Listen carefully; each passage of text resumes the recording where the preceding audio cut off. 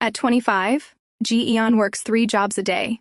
In the morning, she worked at a fast food chain. During lunchtime, she rushed to a restaurant. And when night fell, she took the midnight shift at a convenience store. She doesn't dream of love or success. She just wants one thing, a place she can finally call home. And then, an ad plays on her phone. Who do you spend your time with? Friends, a lover, or your family? But Doyun Nam spends his time with Dear Apartment. Dear Apartment, always there for you, forever, a place you call home. Looking at the screen, Ji-eon frowned.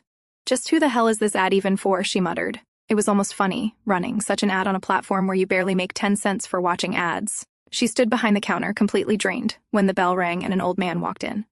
She had collapsed a few times from working like this, but she'd learned a couple of things. First, the hardest part wasn't the job itself. Second, there was no such thing as an uneventful day, though today could almost be called uneventful.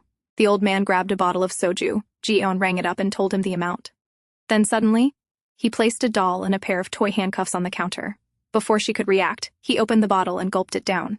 Ji-eon's expression darkened. Of course, she thought. How could my day go this smoothly? She'd known it from the start. This old geezer had been strange the moment he walked in. Sir, she said, forcing herself to stay professional, you need to pay with money, and you can't drink that before paying. The man only pointed at the doll and the toy handcuffs. Each is worth 1,000 won, he said casually. I won them from a claw machine earlier. You can keep the extra 200 won as a tip. Ji-eon's anger boiled over. Sir, if you don't pay with money, I'll report you. Just then, the bell rang again. A group of students rushed in, their school day clearly over. The store filled with noise and chaos. When Ji-eon turned back to the counter, the old man was gone. She looked around frantically, but he had already disappeared. How can any day be normal? She screamed inside. I've had enough. The moment I save enough money, I'm quitting this stupid job. Her shift ended soon after, and she left the store. Back home, she stared at the doll. It was a Mingji doll, recently popular, but this piece of junk had cost her 1,800 won. She didn't have much time before heading to her next job, but still, she decided to watch her favorite drama before sleeping. On screen, the male lead was giving up everything. His business, his lavish apartment, even his rich parents. He was ready to cut off his ponytail, his best feature, just to marry the woman he loved, standing there convincing her mother. Ji-eon blinked sleepily. How lucky, she thought. I want an apartment like that too. But before she could think any further, sleep claimed her. The next morning, Ji-eon took the bus. On weekdays, she worked 3 jobs, but on weekends she took temporary gigs, jobs that actually paid decently. And today's job was at a broadcast studio, working as an extra. As soon as she arrived, a man handed her a slip. She was told to fill it out, listing what she worked on today so she could get paid. Then the man added casually, "You'll need to pay a registration fee, 30,000 won." Ji-eon froze. What? She blurted out, completely caught off guard. She argued, but the man remained firm, reminding her that people often leave in the middle of work, and the fee was meant to prevent that. The pay was good, and Ji-eon didn't really have a choice.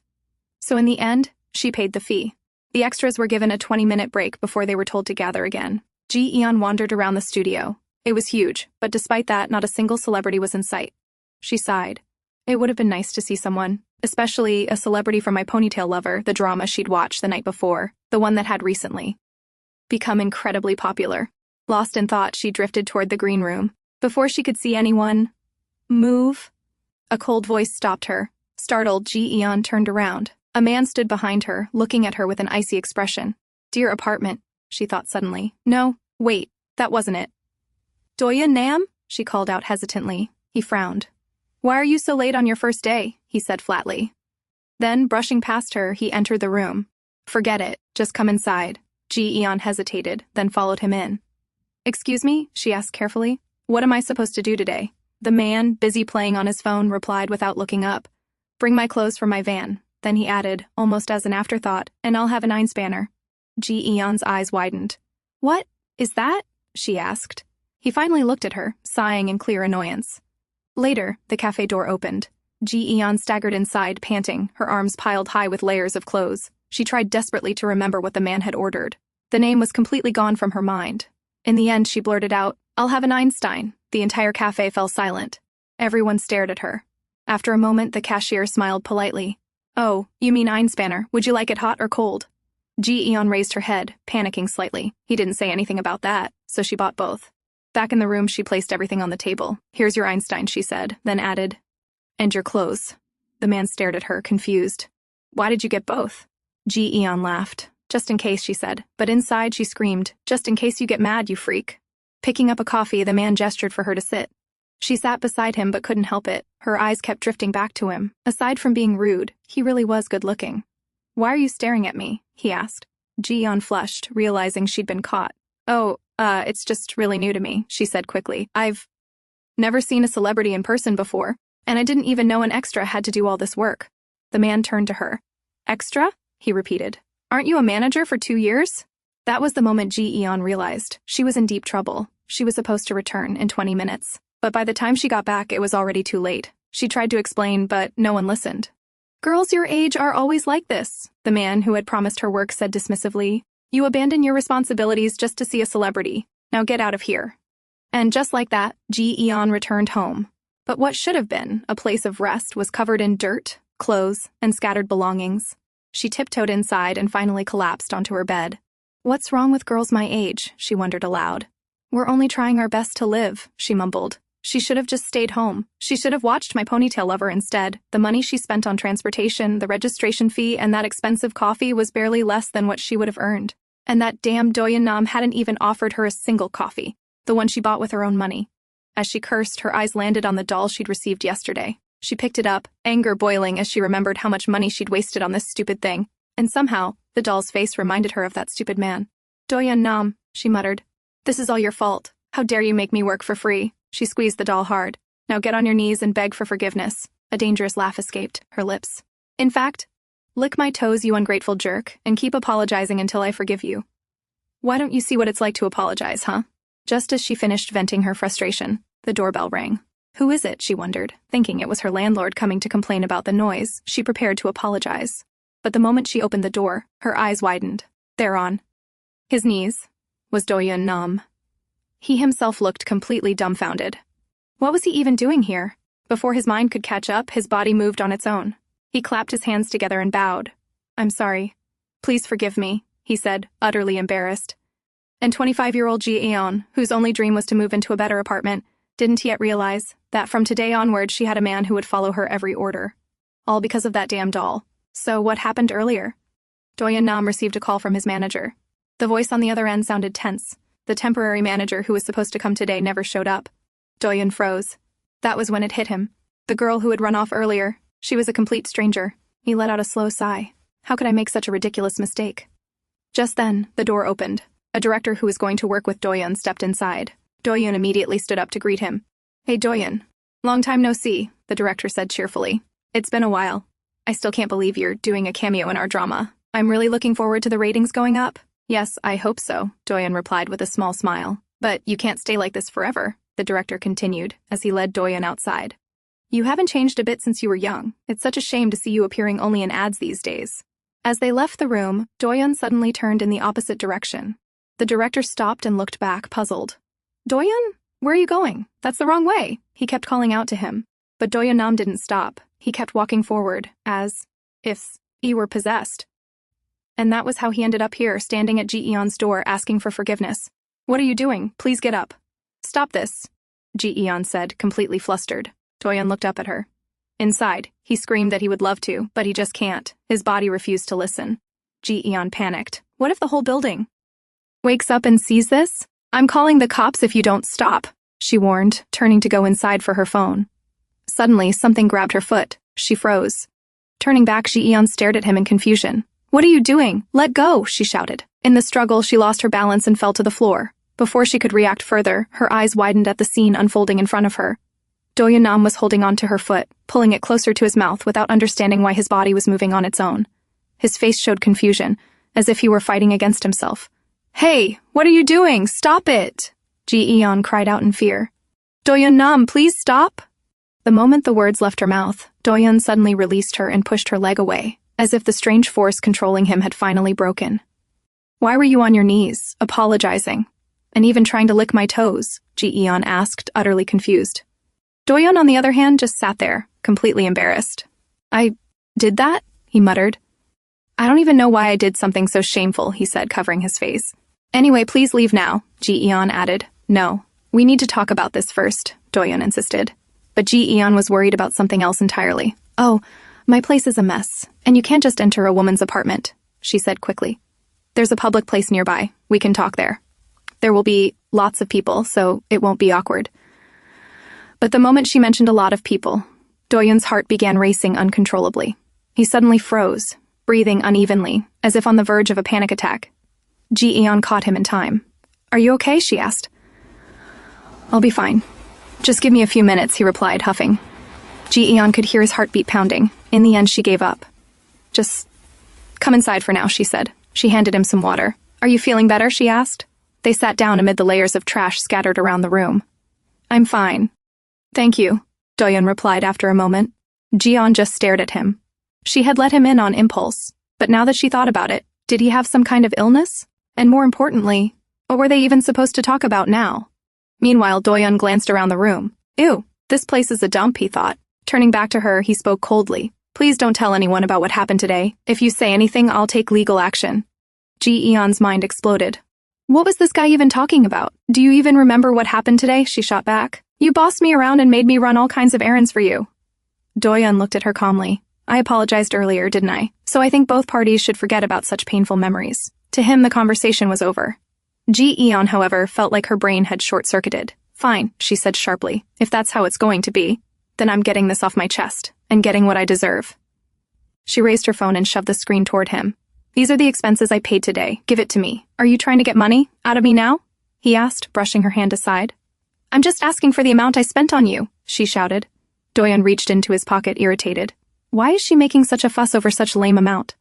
Was this all about money from the start? He asked. "What are you talking about?" Ji-eon demanded. "Now that I think about it," he muttered, "why else would I have come to your house and done those weird things?" Ji-eon stared at him in shock. "How would I even do that? How should I know?" he snapped. "Maybe you put something in my coffee." Is he completely delusional? Ji-eon thought. She took a deep breath and tried to reason with him. "Calm down. Why are you being so harsh when you're the reason I didn't get paid today?" He smirked. "See, it always comes back to money. I get it, you want money. I'll tell my agency about the mix-up. They'll reimburse you," he continued. "But if something like this happens again, I won't let it slide. Goodbye." With that, he turned to leave. In the entertainment industry, people always got close to Doyun because of money. That was how people saw him. That was why he had cut off contact with so many people. And that was the same reason he believed this woman had dragged him here. Tch. "I'm sick of it," he thought as he walked out of the apartment. Later that night, Ji-eon lay lazily on her bed, absent-mindedly playing with the doll. She cursed Doyun Nam under her breath. How hard was it to say sorry? It wasn't like she had asked for much, and honestly she had no intention of bringing it up at all, if only he hadn't been so rude. Based on his personality, it didn't even seem like he had come to apologize. Who even licks a stranger's toe, she thought irritably. That was when Ji-eon suddenly froze. Her eyes widened. She remembered it clearly. She was the one who had said those words to the doll. Did I make that happen? The thought sent a chill through her. Meanwhile, at Ohu Entertainment, chaos was unfolding. The CEO was scolding Doyun furiously. "You didn't answer my calls and you just left like that?" "I'm sorry," Doyun replied calmly. "Something came up." But the CEO only grew angrier. "Do you have any idea how hard younger actors work these days?" he snapped. "You haven't worked in 6 years, and this was just a small cameo without any pay. Do you really think you're still the same hotshot you used to be?" Doyun's manager stepped in, trying to calm the situation. But it was already too late. Back at Ji-eon's house, she laughed softly at the thought. "Me controlling Doyun Nam? How ridiculous," she muttered. "It's like saying this Mingji doll has powers." She stared at the doll in her hands. "If that were true," she added quietly, "I really should have punched him earlier." She lifted the doll's arm and lightly jabbed forward. "Jab, Doyun Nam," she whispered at that exact moment. Back in the studio, Doyun suddenly jabbed the CEO. The already furious man exploded with rage. His anger boiled over as he grabbed Doyun by the collar.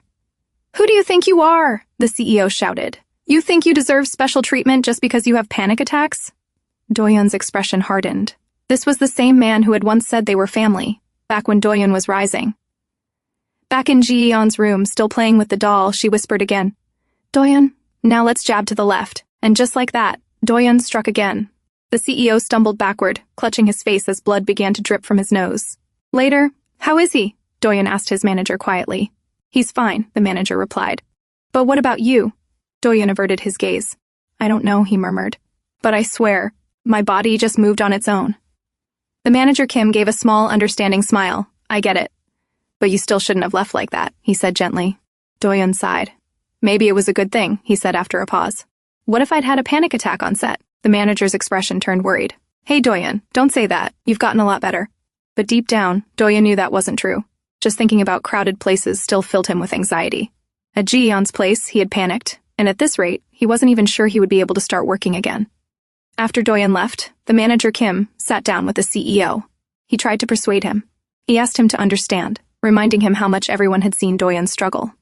But CEO Hushul was still furious. That's easy for you to say, he snapped.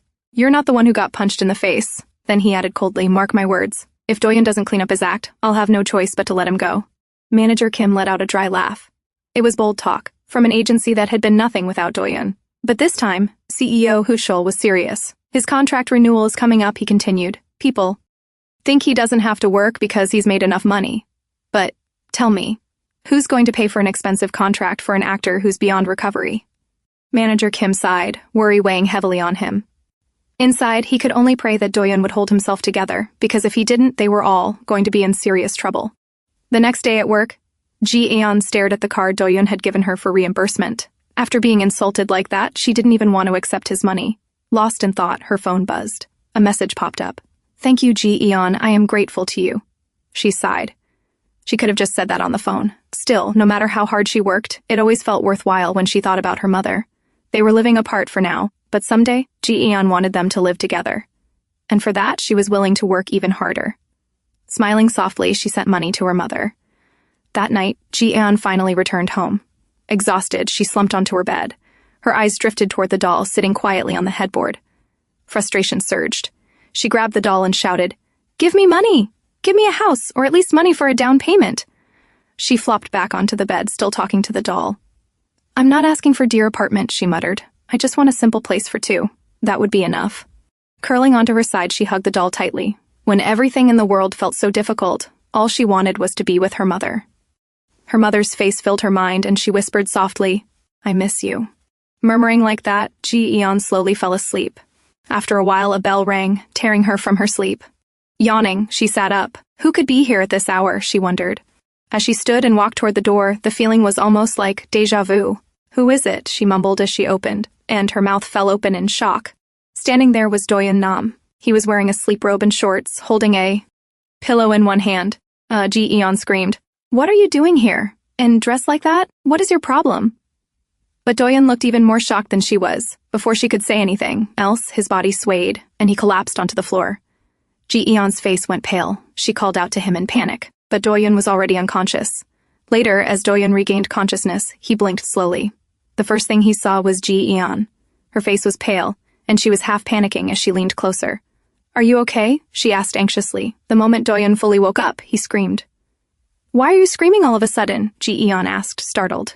Doyun abruptly sat up, grabbing the sheet and pulling it over his bare chest in panic. "What are you doing here?" he shouted. "And what were you planning to do to me?"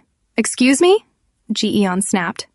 "You were the one who showed up at my place and fainted. I'm the one who brought you inside because I was worried you'd get sick in the cold, and you still have the audacity to blame me?" Doyun froze. Listening to her, memories slowly surfaced. He was sure he had been in bed when he fell asleep. So how did he end up here? Am I really losing my mind? He wondered, panic creeping in. "I'm sorry," he said quietly, clutching his robe tightly around his neck. Ji-eon stared at him. "Are you apologizing to me?" Doyun nodded. "But maybe you're still not doing this on your own will," Ji-eon muttered cautiously. Doyun shook his head. "It's true that I came here without intending to," he admitted. "But still, showing up at a woman's place this late, dressed like this, it must have been frightening for you. So I'm sorry." This time Ji-eon could tell he was being sincere. Doyun stood up. "I'll leave now," he said. Ji-eon glanced at him from head to toe. "Are you sure you're going to leave like that?" she asked. That was when Doyun finally noticed. His sleep robe was completely torn.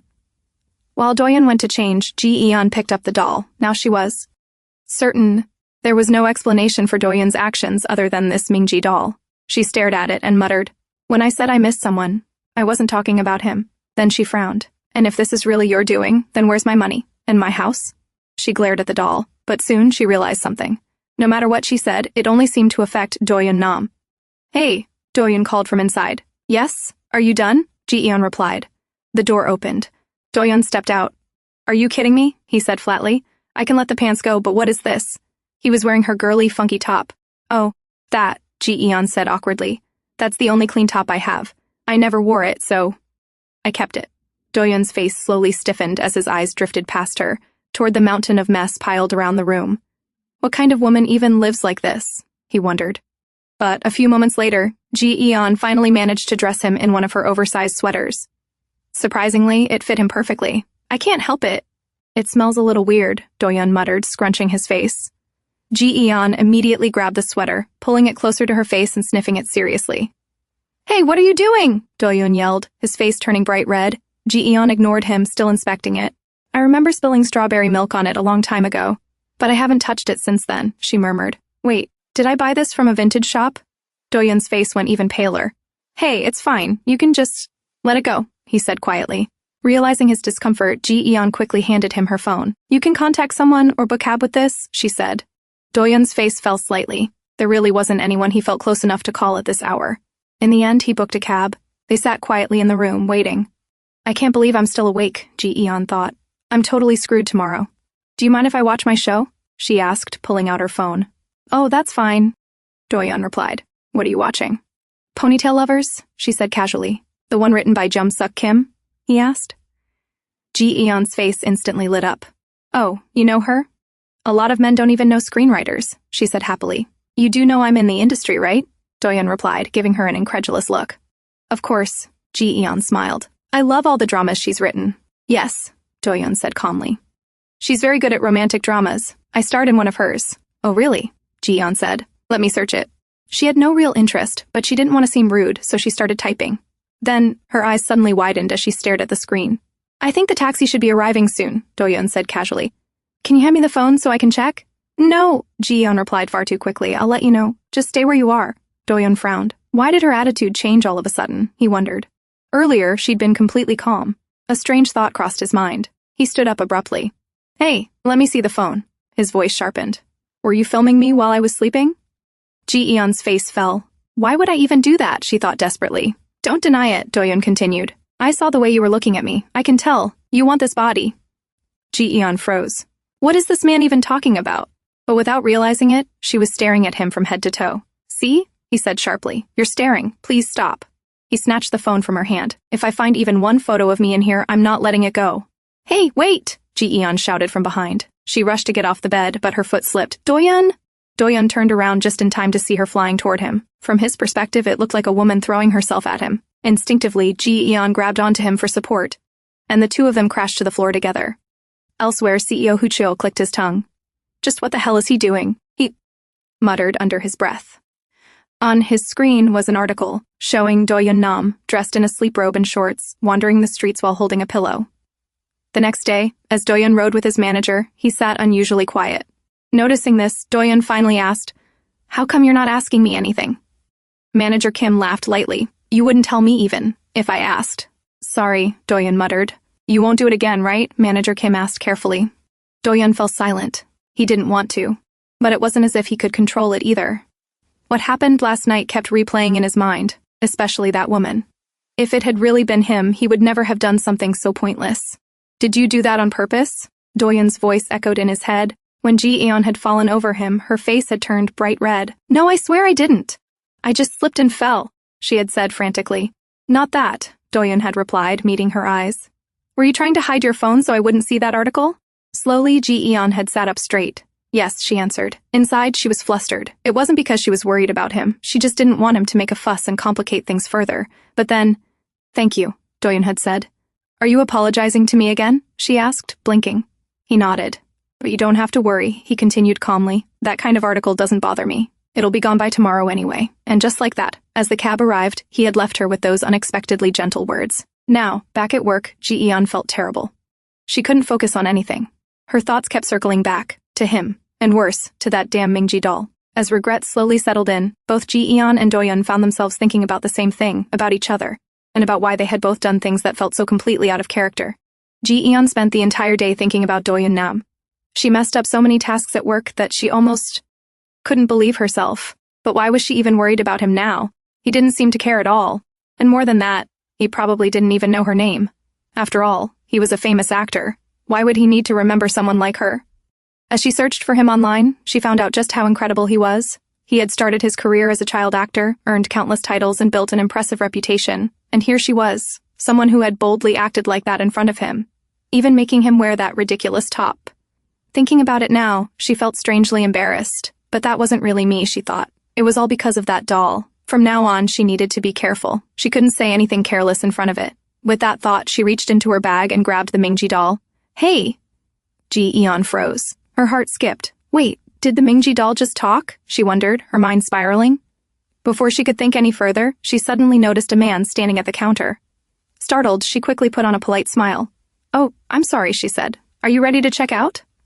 The man suddenly grabbed her by the collar. You damn girl, he snapped. I've been standing here this whole time, and you've been ignoring me. Ji-eon's face went pale. This wasn't normal behavior. Fear crept in as she turned her gaze instinctively toward the Mingji doll. Should I call out to Doyun Nam? She wondered in panic.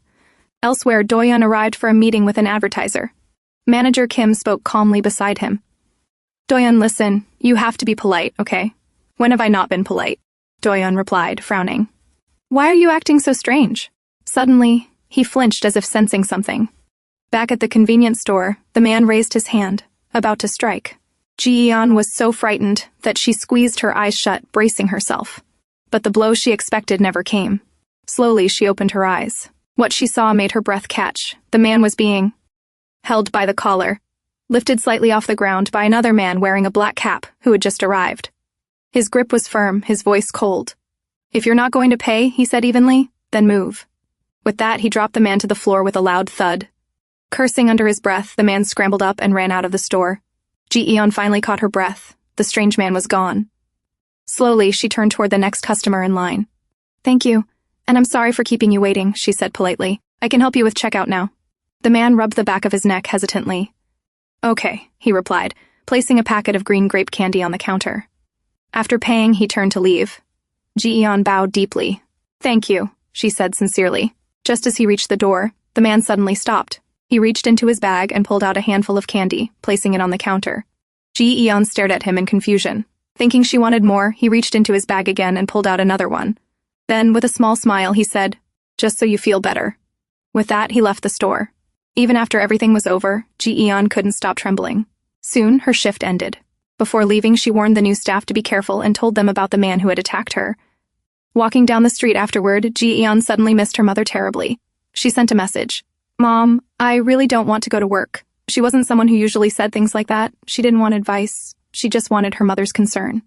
But her mother's reply broke her heart. Still, you have to make money. Ji-eon burst into tears. Her mother hadn't even asked why she didn't want to go. All Ji-eon had wanted was a few comforting words, but, broken, she pulled out a piece of candy and popped it into her mouth. Elsewhere, the young man opened the candy packet he had bought. He frowned. 6 were missing.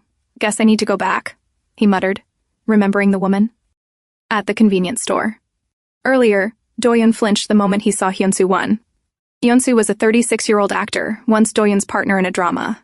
They met again at the same place Doyun had come for an advertisement discussion. Oh, long time no see, Doyun, Hyunsu said, striding toward him.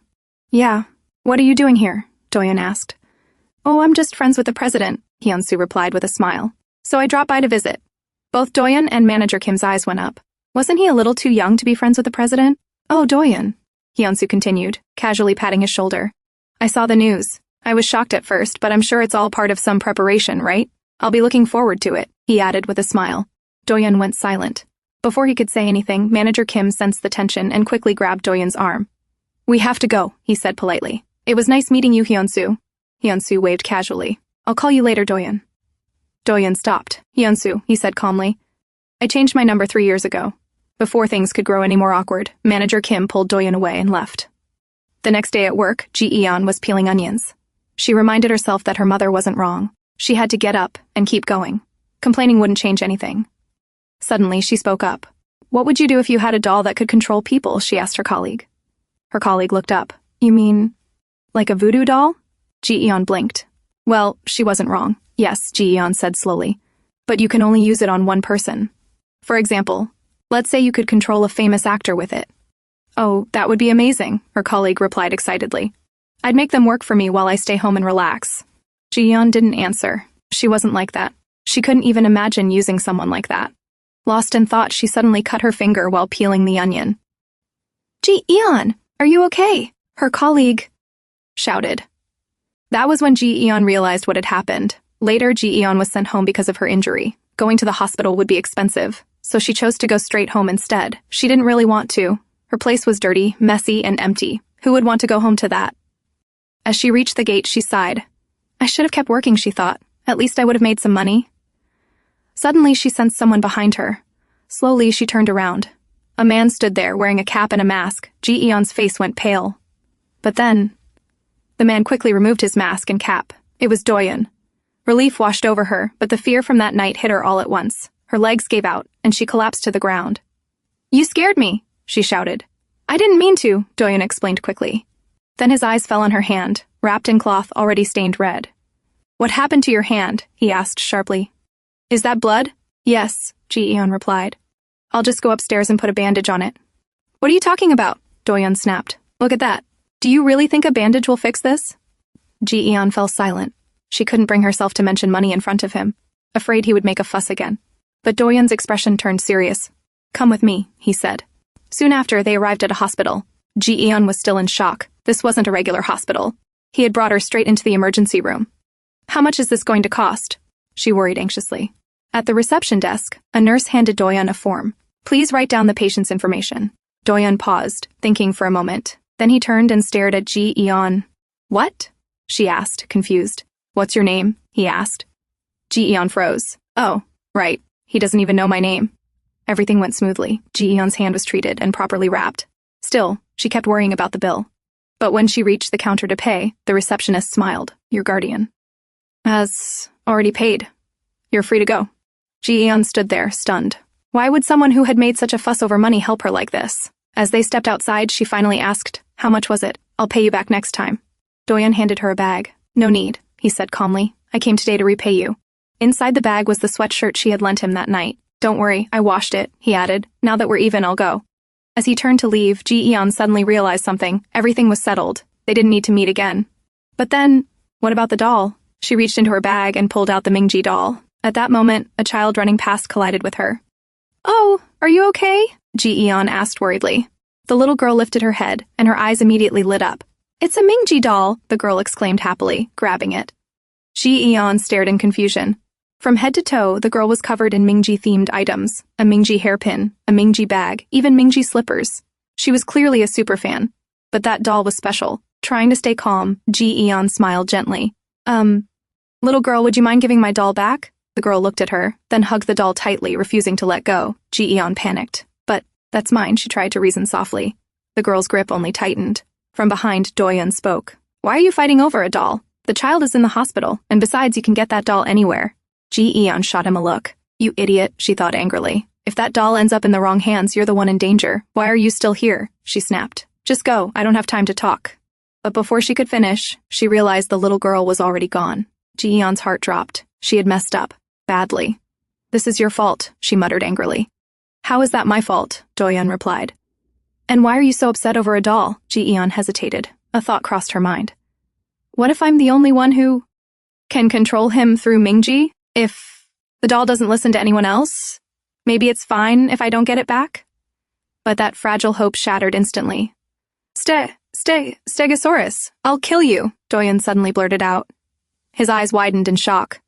Ji-eon's face drained of color. Now she knew. Anyone could control him with the Mingji doll, and that was very bad news. Ji-eon cried silently inside, but before she could say anything, Doyun suddenly rushed forward, as if possessed by some strange force. At the same time, two little boys snatched the Mingji doll from the little girl. We're gonna make it fight a Stegosaurus, they shouted excitedly. One of the boys held up a Stegosaurus toy and pointed it at the doll. Hey Mingji, bite the Stegosaurus.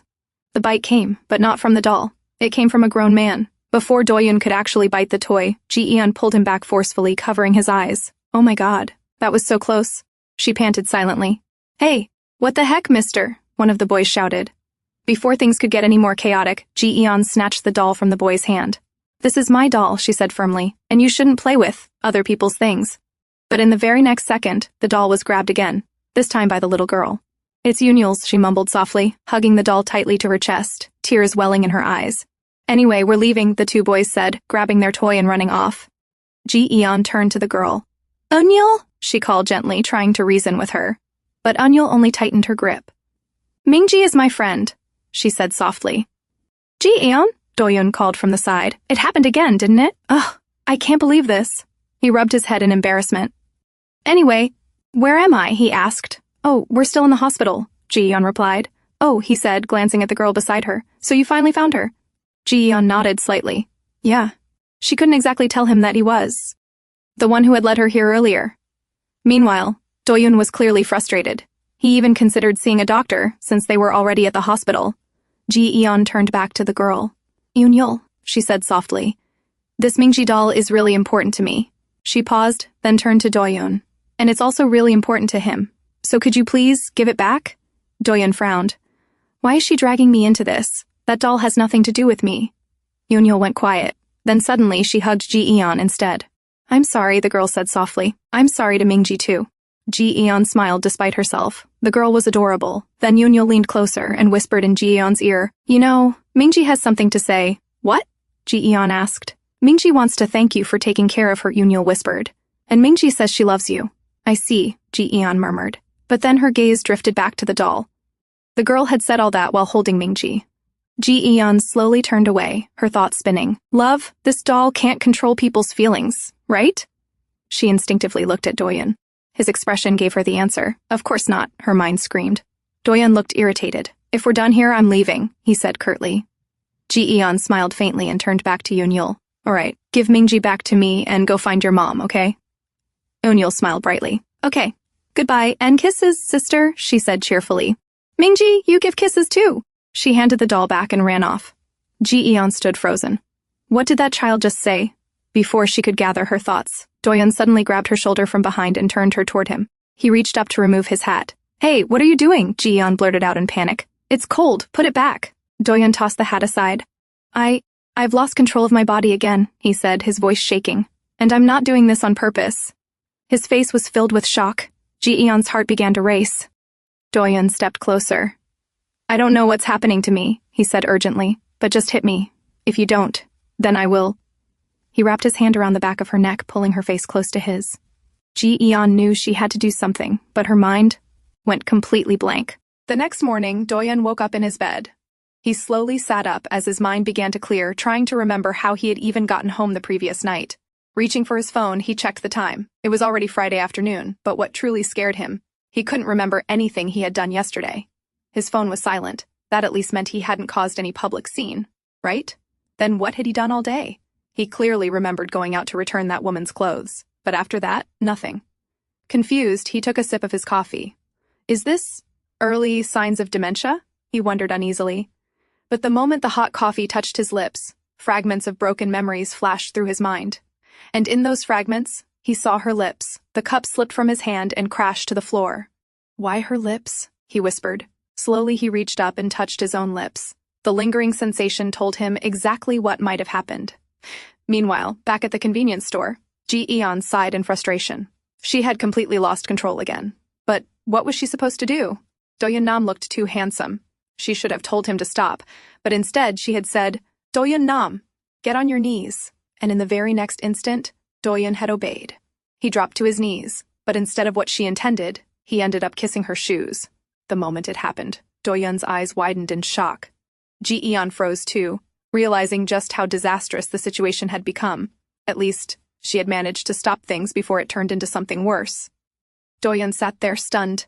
Did I just kiss your shoe? He murmured. Hey, it's okay, it was just an accident, Ji-eon tried to explain quickly, but it didn't help. It's always you, he said coldly. Whenever I'm near you, something like this happens. He looked at her sharply. And I won't let you get away with it. Ji-eon saw how furious he was. She had no choice.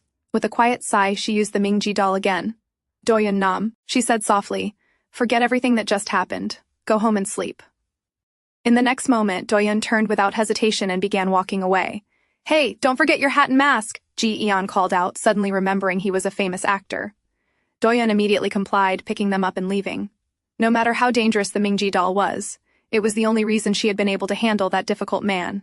As Ji-eon muttered under her breath, still annoyed at Doyun, she noticed a group of high school girls outside the store. As a clerk, it was her responsibility to make sure underage teens didn't buy alcohol. She sighed, wondering what trick they would try today. Then she noticed a familiar face. It was the same man from before, the one who had helped her and given her green grape candy.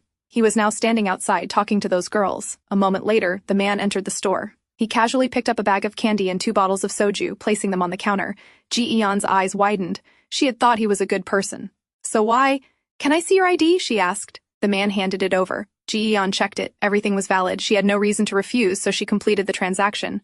But as he walked out, she couldn't help but feel uneasy. Is he really buying that for those girls? If he was, how could he even call himself an adult? Without realizing it, Ji-eon stepped outside to check. She saw the man laughing and chatting with the girls. Hey! She called out, walking toward him. But before she could say anything, the man suddenly opened one of the bottles and gulped it down. Then the second. Everyone stood there, completely shocked. The girls, however, were furious. That was our money, one of them shouted. Give it back! The man made a face, as if he was about to throw up. Before anything worse could happen, the girls ran off, cursing at him. The man remained standing there. From behind, Ji-eon approached carefully. Hey, are you okay? She asked, worried. The man turned slightly, his face flushed red. I'm not a bad... Before he could finish, his body gave out. He collapsed to the ground, unconscious. At home, Doyun sat on the sofa deep in thought. There was no way he had actually kissed her, right? Maybe it had all just been a dream. She hadn't contacted him all day either. Did she not care, or what? But more than that, what was wrong with him? Even if they had kissed, it shouldn't be a big deal. They were adults. So why couldn't he remember it clearly? It had to be because of that woman. Every time he met her, something strange happened. Forget it. I should just sleep, he muttered. But another thought crept in. Why had her lips felt so cold? Does she have a circulation problem or something? He wondered, frowning. Outside the convenience store, Ji-eon sat across from the man who had just passed out. Why did you do that? She scolded lightly. You could have died drinking like that. I used to be able to handle it, the man grumbled, rubbing his head against the table. I guess I'm getting older. Ji-eon let out a quiet sigh of relief. At least he wasn't a bad guy. She went inside and took out a few boxes of frozen meals. Based on how often he came to the store and the fact that he always wore the same clothes, she had assumed he might be unemployed. So she carried the boxes outside and placed them in front of him.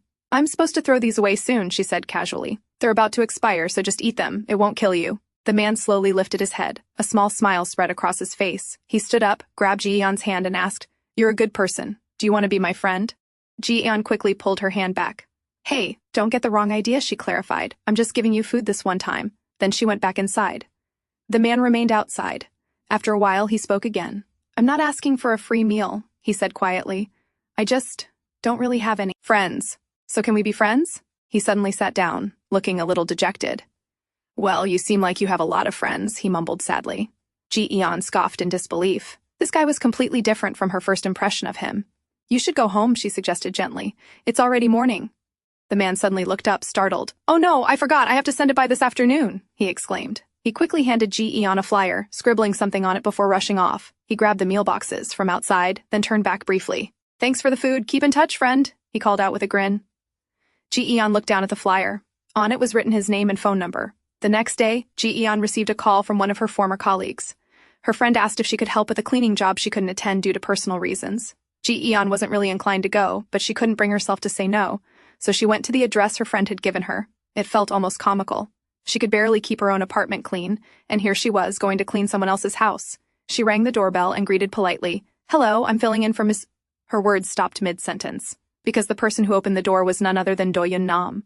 Doyun looked just as surprised, but after quickly understanding the situation, he stepped aside and let her in. Ji-eon couldn't believe it. One moment he was kissing her shoe, and the next he was technically her boss. Before she could say anything, another voice came from the living room. The scripts are ready, come read them. It was Doyun's manager. Doyun sat down beside him and began reading. It's all romance. I don't do romance, Doyun commented flatly. Hey, what's wrong with romance, the manager replied. If you don't do romance dramas, it's a waste of your talent.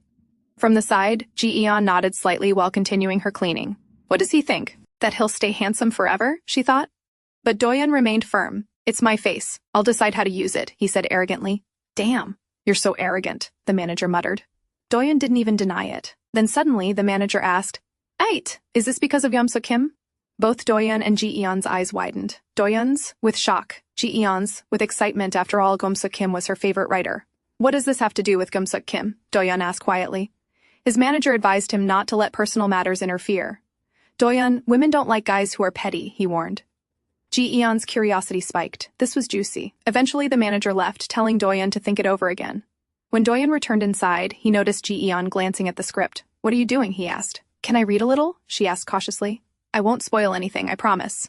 Doyun didn't care much, so he allowed her to read while he sat on the sofa. He studied her for a moment. Are you really that casual about it? He asked. Ji-eon looked confused. About what? I guess what happened wasn't a big deal to you, he said. That's when Ji-eon realized he was talking about the kiss. I didn't think you remembered, she murmured. Why wouldn't I? Doyun replied irritably. He had no idea she had used Mingji to erase his memory before. It was strange. He remembered it, but he didn't look furious about it. Maybe she had gone too far, so she decided to be honest. Doyun, I'm sorry, I'm sure neither of us wanted that to happen, but you understand the situation, right? Doyun looked at her for a long moment, then turned his face away. Whatever. Just finish your cleaning and leave. Ji-eon smiled slightly and resumed cleaning. Maybe Doyun Nam wasn't so narrow-minded after all. That thought didn't last long. A few minutes later, Doyun walked into the room munching snacks and deliberately scattering crumbs everywhere. Hey, what are you doing? Ji-eon protested. What? Can't I eat in my own house? He replied shamelessly. That's when Ji-eon realized he was still a jerk. She mentally took back everything nice she had just thought about him. After 2 hours, Ji-eon finished and left. Doyun sat alone in the dining area, feeling oddly irritated. Maybe he had been petty earlier, but when Ji-eon said so casually that the kiss didn't matter to her, that she hadn't even wanted it, it felt humiliating. After all, it was him. As he sat there in a bad mood, his manager called. Doyun, I just found out Hyunsu-won will be the new face of Dear Apartment. What? Why? Doyun stood up abruptly. Then came the second blow. Hyunsu-won also signed with our agency. So, Doyun, think about it again, his manager suggested. After a long silence, Doyun finally replied, Fine, I'll do it. I'll do the romance drama. Elsewhere, a script was being sent to a production studio. The message read, I don't have a preference for director or the rest of the casting, but for the male lead in all my dramas, my first choice is Doyun Nam. The reply came shortly after. Okay, Gimsuk. So who is Jimsuk Kim? Jimsuk debuted as a drama scriptwriter 9 years ago. Although his first drama failed, his later works became increasingly popular, eventually establishing him as the nation's top romance drama writer. Kim keeps a very low profile, so not much is known about him beyond the basics. As Ji-eon was sleeping peacefully, her phone suddenly rang. It was her colleague from the convenience store. Ji-eon, do you have some bad business with someone? He asked cautiously. Ji-eon immediately sat up. What are you talking about? She asked confused. Her colleague informed her that a man had been wandering around the store asking about her. Ji-eon had a feeling she knew who it might be. When she asked what the man looked like, her colleague described him as tall, dressed all in black, with dark circles under his eyes. Her suspicion was confirmed. Wait for me. I'll be there, she said with a sigh.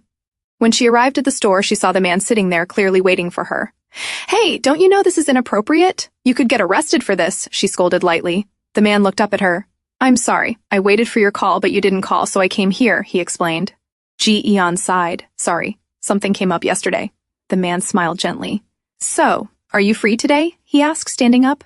You gave me those food boxes. Let me buy you lunch. Ji-eon looked puzzled. It's okay. You don't even have money. There's no need. She waved it off. But I do have money, he replied calmly. Ji-eon blinked in surprise. Still confused, she ended up going with him anyway. She chose a cheap restaurant. As they sat down for lunch, he asked, So, what are your interests? Ji-eon blinked again. Why was this man so obsessed with becoming friends? Was he trying to brainwash her into it? As her thoughts wandered, her eyes drifted toward a poster on the wall. It was a poster of Doyun Nam. Her mood instantly soured. She couldn't believe she had to see that dumb man's face even here. Across from her, the man noticed where she was looking. Tilting his head slightly, he asked, Do you like Doyun Nam? Ji-eon snapped her gaze back to him. Excuse me? Does my face look like someone who likes him? Oh, sorry, you were looking at him so intently, so I thought... He trailed off. No, it's because I dislike him, Ji-eon clarified firmly. That's new, he said with a smile. I've never met any woman who dislikes Doyun Nam. Well, I guess I'm not the type who likes someone just for their looks, Ji-eon replied. I like Doyun Nam, he added casually. He's good at acting and kind. Ji-eon nearly choked. Kind? Doyun Nam? You don't know what celebrities are like in real life, she said with a sigh. Do you watch a lot of dramas? He asked. Yes, don't you? Ji-eon asked back while playing with her food. No, I prefer tunes, he replied. But what drama would you recommend? Why are you asking? You just said you're not into them, Ji-eon said, confused. Sayin smiled softly.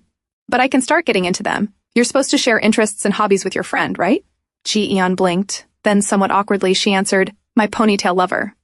Seeing her expression, Sayin asked gently, Why do you like it so much? Ji-eon paused before answering. Well, it's not just this drama. This writer makes my heart flutter. I stopped caring about romance a long time ago, but I can still get butterflies. That's how good this author is. Sayin smiled. Really? So what kind of things would make you feel that way in real life? Ji-eon paused again. Well, the memory of Sayin giving her candy came to mind. Now that she thought about it, she liked small, simple gestures like that, but of course she couldn't tell him that. Her face flushed red with embarrassment. Hey! Why are you asking me all this? If you keep this up, we're not going to be friends, she warned. Sayin lowered his head dramatically. Okay, I won't, he said, but inside, feeling those same butterflies, he quietly smiled. On the other side, Doyun Nam sat with a pile of scripts in front of him. Although he had agreed to do a romance drama earlier, he had specifically said he wouldn't do Gumsuk Kim's project. Still, as he read through the other scripts, irritation filled him. None of them were as good as that jerk's work, and that annoyed him even more. After finishing lunch, Ji-eon left the restaurant. Before parting ways, she ended up giving Se-in her number, which meant they had officially become friends. On her way back, she also stopped by a real estate agency to make some inquiries. She didn't want anything fancy, just a place big enough for her and her mom to live together. She would soon be able to gather the 20% upfront payment, just a little more effort. As she passed a cafe, she noticed students studying inside, even though it was Sunday. But that was fine. She was working hard too. Their journeys were simply different. Trying to keep her morale high, she called her mom. Hey mom, how are you? Sorry I wasn't able to call you. I'm fine. It's good to hear you're doing okay, her mother replied warmly. It's getting chilly these days. I wonder how your father is. Ji-eon paused at the mention of her father. Mom, do you really want to talk about Dad? Because I don't, she said, her voice tightening. It's because of him that I have to stay away from you. He ruined our family and ran off to live by himself. So why do you still care about him? Why? Her composure slipped. Ji-eon, I was just talking casually. Why are you getting so angry? Fine, I won't talk about him, her mother said softly before ending the call. Ji-eon sighed. She regretted losing her temper. But it would be okay. Soon, when she bought a home for the two of them, they would finally live together again. That was all that mattered. As she continued walking, she noticed a commotion near a small restaurant. A man was arguing with an old man, demanding that he pay for what he had eaten. Ji-eon slowly turned her gaze toward the old man. And then she recognized him. It was the same old man from the convenience store, the one who had given her the Mingji doll. The man arguing with the old man finally let him go. The old man began walking away freely. Ji-eon rushed forward. She had to catch him. She couldn't let him run away this time.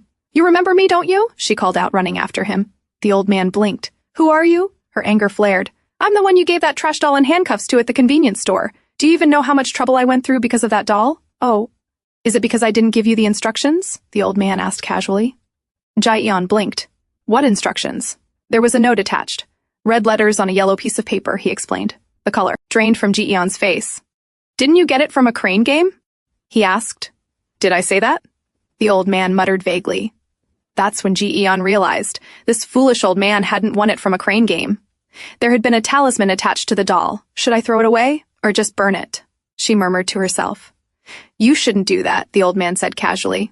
Why not? Ji-eon demanded. But before she could get an answer, the old man vanished again.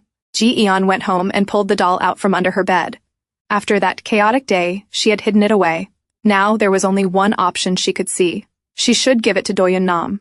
If she couldn't destroy it, then it shouldn't stay with her. But she had no way to contact him. She always ran into him by accident. And now, when she actually needed to reach him, she didn't know how. As she scrolled through her phone, she noticed Doyun Nam was trending. This time it wasn't because of some weird scandal, but because a director who had just won a top film award had previously worked with Doyun in a movie that was now trending again. On the other side, Hyun Soo-won had an ulterior motive.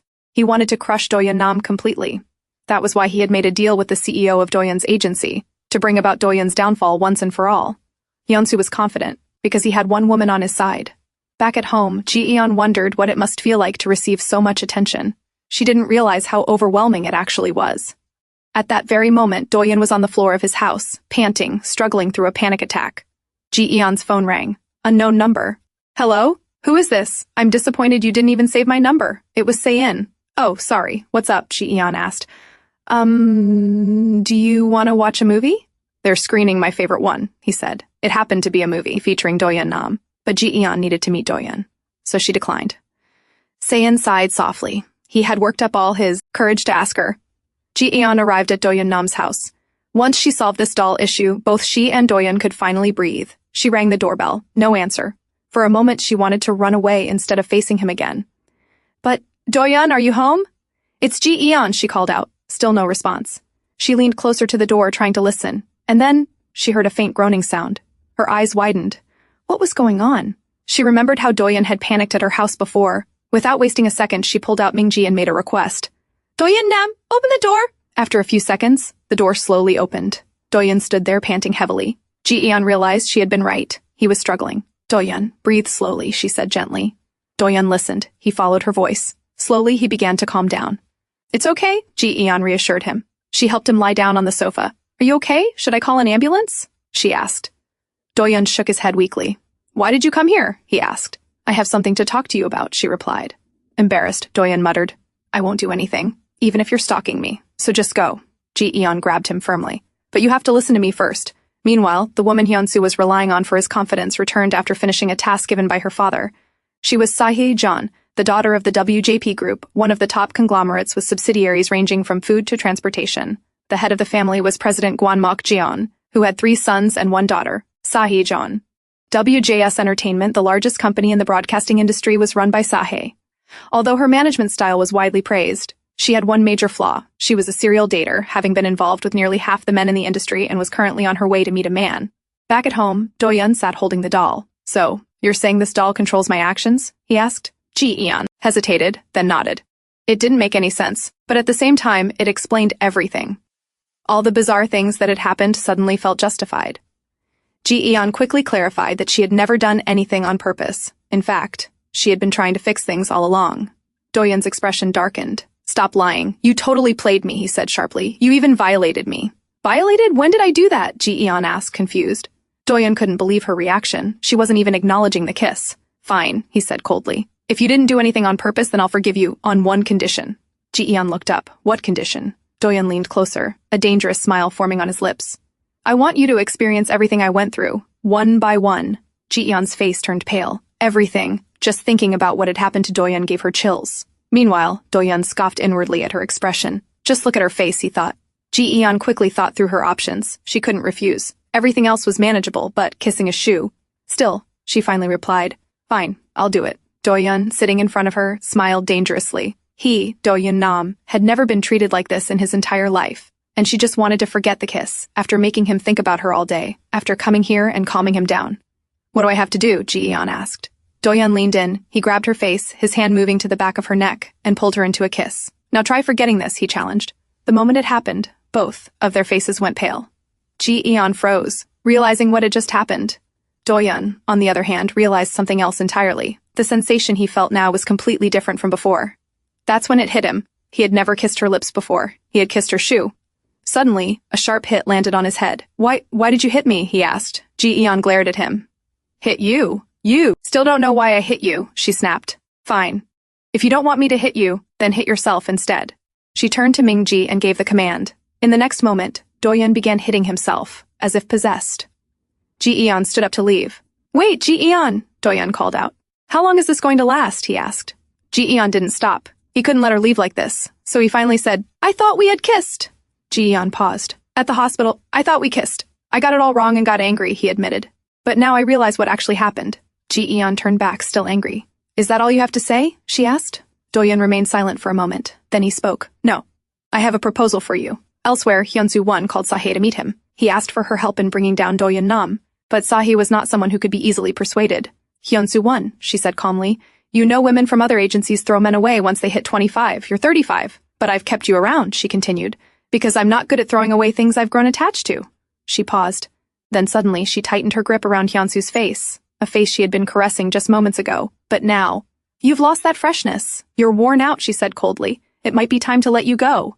She pulled her hand away. Hyunsu grabbed it quickly. No! What are you talking about? He panicked. Sae stood up. You want me to interfere between you and Doyun, she said. You should handle that yourself. Then she turned back once more before leaving. And if you call me again for this, she said coldly, I'll destroy you. With that, she walked away. Back at home, Ji-eon blinked. A proposal? With a sigh and slightly sore cheeks, Doyun nodded. I know this is sudden and shameless of me to even bring this up, he began. Because of that doll, we've been through so many mishaps, but it could also be an opportunity for us. He hesitated before continuing. So please, help me. I can't stay like this forever. In truth, Doyun Nam wasn't even sure what he was saying. He was just blurting out anything to stop Ji-eon from leaving. He even laughed inwardly at himself. There was no way Ji-eon would take him seriously. But then, are you having a hard time? She asked softly. Doyun paused. He looked up. Ji-eon was staring at him with genuine concern. Because of the panic attacks? She added. Doyun nodded slowly. As you witnessed, I get panic attacks. I may have many fans, but I also have people who want me to fail. I'm always anxious, never knowing when the next online attack will hit. The idea he had in mind was wild, but he thought it might actually work. So, if you could help me like you did earlier, Before he could finish, Ji-eon suddenly threw Ming-ji at his face. "No!" she shouted. "You only need this doll, not me, so it doesn't have to be me. Just do whatever you want with it." "No," Doyun said firmly. "It has to be you because... He paused, scrambling for a reason. "Because not many people can know about this." Yeah, something like that. But Ji-eon wasn't interested. She turned away. "That's not my business." "Gumsa Kim!" Doyun suddenly called out in panic. Ji-eon stopped. "You like Gumsa Kim, right? I'm going to star in their drama. I'll let you read the script. You can even meet Gumsa Kim," he added with a knowing smile. That definitely tempted her. Who wouldn't want to meet their idol? Still, she tried to stay composed. "No, come on. Think about it. You'll get paid 5 times more than what you're earning now." Ji-eon smirked inwardly. "So you think money solves everything? But go on," she said calmly. "If that's not enough, you'll also get other benefits." Ji-eon tried to hide her growing smile. "What do you take me for?" she asked, pretending to be offended. "But continue." "All right, you can get anything you want." At that point, Ji-eon saw no real reason to refuse, so she agreed. On her way home, she met Se-in. She informed him about her new job and told him she wouldn't be working at the convenience store anymore. Se-in smiled warmly. "Congratulations! I'm lucky I got to become your friend before you left." "Yeah, but I won't be able to give you free food boxes anymore," she teased. "I hadn't thought about that," he laughed. "But now that we won't run into each other at the store, we'll have to make plans to meet." He hesitated slightly before adding, "So, we should go watch a movie." "Well, sure," Ji-eon replied. Just then, one of her other colleagues arrived. "Hey, Ji-eon," she called out loudly. But when she noticed Se-in, she paused. "Who is this?" she asked curiously. "Oh, he's just a friend," Ji-eon replied. "Oh, okay. Then I'll see you tomorrow. I don't want to disturb you," her colleague said before walking away. She assumed Ji-eon didn't have many friends, so maybe this man was her boyfriend or something. But suddenly, she stopped and turned back. Why does this man look familiar, she wondered, glancing at Se-in thoughtfully. The next day, Manager Kim's shock was obvious the moment he heard Doyun's decision. "A new personal manager?" he repeated. "Was I not enough?" Doyun quickly shook his head. "It's not like that. You're busy with other responsibilities. You won't be able to follow me around all the time, and hiring temporary managers is a headache." "Still, I'm surprised," Manager Kim muttered. But no one was more surprised than Doyun himself. He had thought Ji-eon would just storm out. Instead, she had shown genuine concern. He had ended up telling her everything. And then there was the doll too, he sighed. They had even drawn up a separate contract, apart from his work contract. It stated that Doyun would personally pay her expenses. There were also strict rules, no monetary exploitation, and absolutely no indecent physical demands. Ji-eon had immediately protested. "Excuse me? Do you even remember what you did?" she shouted, pointing at her lips. Doyun slumped in defeat.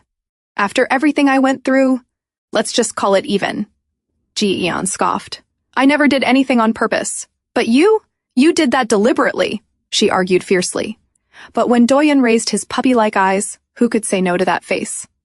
"Fine," she muttered at last. At work, Ji-eon informed Min-jung about her new job. She also casually mentioned that she was going to watch a movie with a friend. Min-jung's eyes lit up. "That's great! You'll have more free time. Now, perfect for dating." Dating?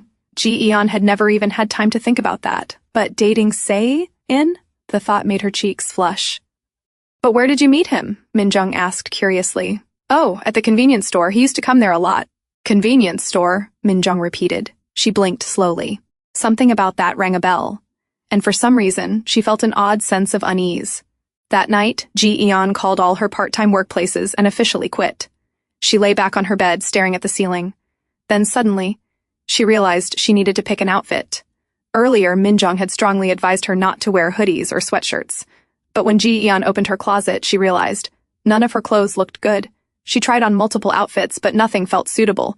She couldn't even remember the last time she went shopping. Looking around at her messy room, she thought she should probably clean the house too. She was sorting through clothes when a huge cockroach suddenly ran across the wall. Her entire body froze. Doyun's phone rang. "Ji-eon!" he murmured, seeing her name on the screen. "Doyun!" she screamed the moment he answered. "I'm calling under condition number 2 of our contract. Come over right now, please hurry." Ji-eon sat outside her house on the rooftop, waiting for Doyun. After a while, he finally arrived, covering his entire face with a cap, sunglasses, and a mask. "Hey, why did you call me in the middle of the night?" he asked, noticing her sitting there in just a cami. "And why are you outside like this?" Without another word, he pulled off his jacket and wrapped it around her. "In there," she muttered, pointing toward the house. Doyun cautiously entered. Seeing nothing unusual, he frowned. "What's in here? There was a cockroach. But it seems like it's gone," she mumbled nervously. The color drained from Doyun's face. A cockroach? Seriously? You called me just to catch a bug for you? He scoffed in disbelief. Ji-eon nodded. Oh, come on. If there's a bug, catch it yourself or call an exterminator. Why me? She pulled out their contract. I thought you were supposed to fulfill all my requests. That's only for financial needs, Doyun replied quickly. Then he glanced around the messy room. And you should clean your place. You did fine at my house, so why not clean yours too? Look, the sweatshirt I returned is lying on the floor. Oh, right, Ji-eon said casually. I meant to ask, which fabric softener do you use? There's such a nice fragrance coming from you and from this jacket. I want to buy it too. Doyun sighed. What's the point? It's just going to end up in a pile again. Easy for you to say. I'm always busy working. These clothes are out because I was picking an outfit. Doyun almost laughed. Was she trying to dress up because she's working with me now? He wondered. You should just wear what you're comfortable in, he advised. But I want to look cute too, she replied honestly. Doyun turned away quickly, hiding a smile. She can be cute sometimes, he thought. Then he froze. What was he even thinking, calling her cute? He was getting too close. Okay, if there's nothing else, I'm leaving, he said, heading toward the door. But Ji-eon grabbed the hem of his hoodie. Wait, what if it comes out again? I'm afraid to touch that pile of clothes.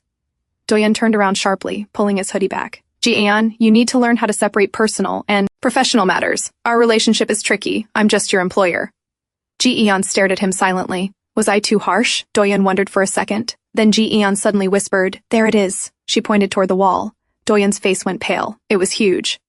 I can't catch that, he muttered. I've never even seen a bug in my life. There are no bugs in my house. Then what if I use Mingji to catch it? Ji-eon suggested. Hey, no! Doyun panicked immediately. Don't use that thing. But Ji-eon in her panic ordered, Left! Doyun's body moved on its own. No, he shouted. At least give me something to use to catch it. I'm sorry, Ji-eon cried, pointing frantically toward the cockroach. Before he could stop himself, Doyun slapped the wall with his bare hand. Then he froze. What had he just done? Ji-eon froze too, realizing what she had made him do. But then, she noticed the cockroach had escaped through the window. She quickly shut it. Doyun slumped onto the floor, staring at his hand, overwhelmed. Seeing it was clean, he shouted, Just clean this place! Then you won't have to worry about things like this. I ran over here because I was worried, but this is ridiculous. He stood up and added, Give me Mingji. I'm not giving it back to you unless it's necessary. Ji-eon handed the doll over. She also gave him his jacket back. Seeing her standing there in just her cami, Doyun's face flushed red. Just keep it, he muttered, tossing it back at her before leaving. After Doyun left, Ji-eon finally finished cleaning the room. Then she lay down on her bed. She was going to watch a movie with Se-in. Was it really a date? Her cheeks reddened at the thought. The next day, Manager Kim looked confused. Why did we come to the mall? And what was that thing you had me send earlier? He asked. It's nothing, Doyun replied casually. Then after a pause, he asked hesitantly, Anyway, is Jim-suk Kim working on anything? Manager Kim laughed. What, do you suddenly want to work with her? Are you feeling lonely? Doyun sighed. Everyone still believed Jim-suk Kim was a woman, but Doyun knew the truth. Jim-suk Kim was a man, and he was only asking because he had promised Ji-eon he would let her read Jim-suk Kim's next drama. At home, Ji-eon was getting ready for her movie outing. She had called Min-jung over to help her. What perfume are you wearing? Min-jung asked, sniffing the air. It smells amazing. Oh, you like it? It's on the desk. You can try it, Ji-eon replied. Min-jung's eyes widened. Oh my gosh, did you buy this? No. Why? Ji-eon asked innocently. Min-jung told her the price. Ji-eon gasped. She had no idea it was that expensive. She only knew that Doyun Nam had handed it to her in a plastic bag, explaining that the scent she liked on him wasn't fabric softener, it was this perfume. Can I eat this candy? Min-jung asked, reaching for a snack. Ji-eon immediately stood up. Oh, not that one. I bought other snacks yesterday. Those candies had been given to her by Se-in. Back at home, Doyun lay on his sofa scrolling through his phone. Then he noticed Ji-eon had changed her profile picture, so she finally picked an outfit. Should I call her, he wondered. Meanwhile, Ji-eon arrived at the theater. Se-in also grabbed a taxi, wondering if Ji-eon had already reached. He pulled out his phone to text her, but then he saw a message from someone he never expected. Ji-eon sat quietly, waiting. Maybe she had arrived too early. There was still time. Her phone rang. It was Se-in. Ji-eon, are you there already? He asked. Embarrassed, she lied. No, I'm just about to leave. Then that's a relief, Se-in said softly. I'm really sorry, but I can't make it today. Something important came up. I know I look like a jerk, but I have to take care of it. Ji-eon felt disappointed for a moment. But it wasn't really a date. It was just a plan between friends. All right, she replied quietly. Se-in arrived at another location. He hesitated before opening the door. Then he slowly pushed it open. Hey, it's been a while, he said. Inside, Doyun was sitting. Se-in took a seat across from him. It took you 5 years to reach out to me, Se-in said lightly. Weren't you lonely? I'm your only friend after all. It's not like you have any other friends either, Doyun replied coldly. Well, I made a new friend, Se-in said proudly. Then he added, making your comeback in one of my dramas wouldn't be a bad idea. Doyun sighed. So he already knew what Doyun wanted to say. But, Se-in paused. 6 years is a long time. Doyun clenched his teeth. You should be happy I didn't delete your number. Se-in looked at him calmly. I'm just saying, you took a long break from acting. Doyun suddenly slammed his hand on the table. And whose fault is that, he demanded. Se-in lowered his gaze. I'm sorry that I played a part in what happened 6 years ago. Doyun's hand tightened around the tablecloth. So are you here to take responsibility, or laugh in my face? Or are you planning to use someone else's struggles to write another script? Because I don't need that. Se-in's expression hardened briefly. Then he looked up. Can you honestly say you're still the same Doyun Nam from your peak? He asked quietly. We both started with nothing. I built my career since then. You didn't. That's the truth. I'll let you use me, but in exchange. Meanwhile, Ji-eon decided to watch the movie alone. She had already come all dressed up. Going home like this felt pointless, so she decided to watch Doyun Nam's film instead. After all, it would be good preparation before starting her new job. The movie being screened was Doyun's recently trending film, the one whose director had just won an award. In it, Doyun played Prince Sampyeong. Until now, Ji-eon had mostly seen him in advertisements, but watching him on the big screen, he was truly a serious actor. She couldn't take her eyes off him. Although it was a supporting role, as a prince he looked charming and undeniably handsome. The longer Ji-eon stared at him on screen, the more she realized just how attractive and hot he really was. Her mouth slowly fell open. A long finger gently pushed her chin up, closing her mouth. Startled, Ji-eon turned her head. Sitting beside her was Doyun Nam. Close your mouth, he said with a teasing smile. You'll get drool everywhere. Outside the theater, Ji-eon turned to him in shock. What are you doing here? Isn't that what I should be asking you? Doyun replied. Do you know how surprised I was to walk into the theater and see you there? Well, I was already out, so I thought I'd watch a movie, Ji-eon said casually. Doing my homework, since we'll be working together. Oh? Doyun raised an eyebrow. But it seemed like you couldn't take your eyes off me. Just then, a group of girls walked past. Sensing them, Ji-eon quickly covered Doyun's face and pushed him down slightly. Get down. Behind them, the girls giggled. Doyun Nam totally stole my heart, one of them whispered. Both Ji-eon and Doyun heard every word. When the girls were gone, Doyun looked at her. So, what was your review of the movie? Ji-eon looked at him thoughtfully. Well, speaking about your role, she began slowly, I made me think, wow, you really are an actor. She hesitated. But it also made me see you in a different light. It felt strange. The man she had just seen on the big screen, the beautiful, tragic prince, was now standing right in front of her, and she still couldn't believe someone like him could portray such a deeply emotional character. Well, Doyun muttered, looking away, don't go joining a fan club now. No, I won't, Ji-eon replied honestly. They sat outside together. But why are you here? Ji-eon asked again. Well, to be honest, this is only the second time I've watched the movie after the premiere. Ji-eon's eyes widened in shock. You've only watched it twice? Why? I was embarrassed by my acting, Doyun admitted quietly. I believe an actor should act, but when I was filming this, I was too wrapped up in my personal emotions. He paused. Some people use that to enhance their performance, but I don't like it. It feels too vulnerable. I know no one else can tell, but it makes me cringe. Then he suddenly turned to her. Hey, why am I the only one talking? You say something too. Like, what? Ji-eon asked. Tell me why you work so hard, Doyun said.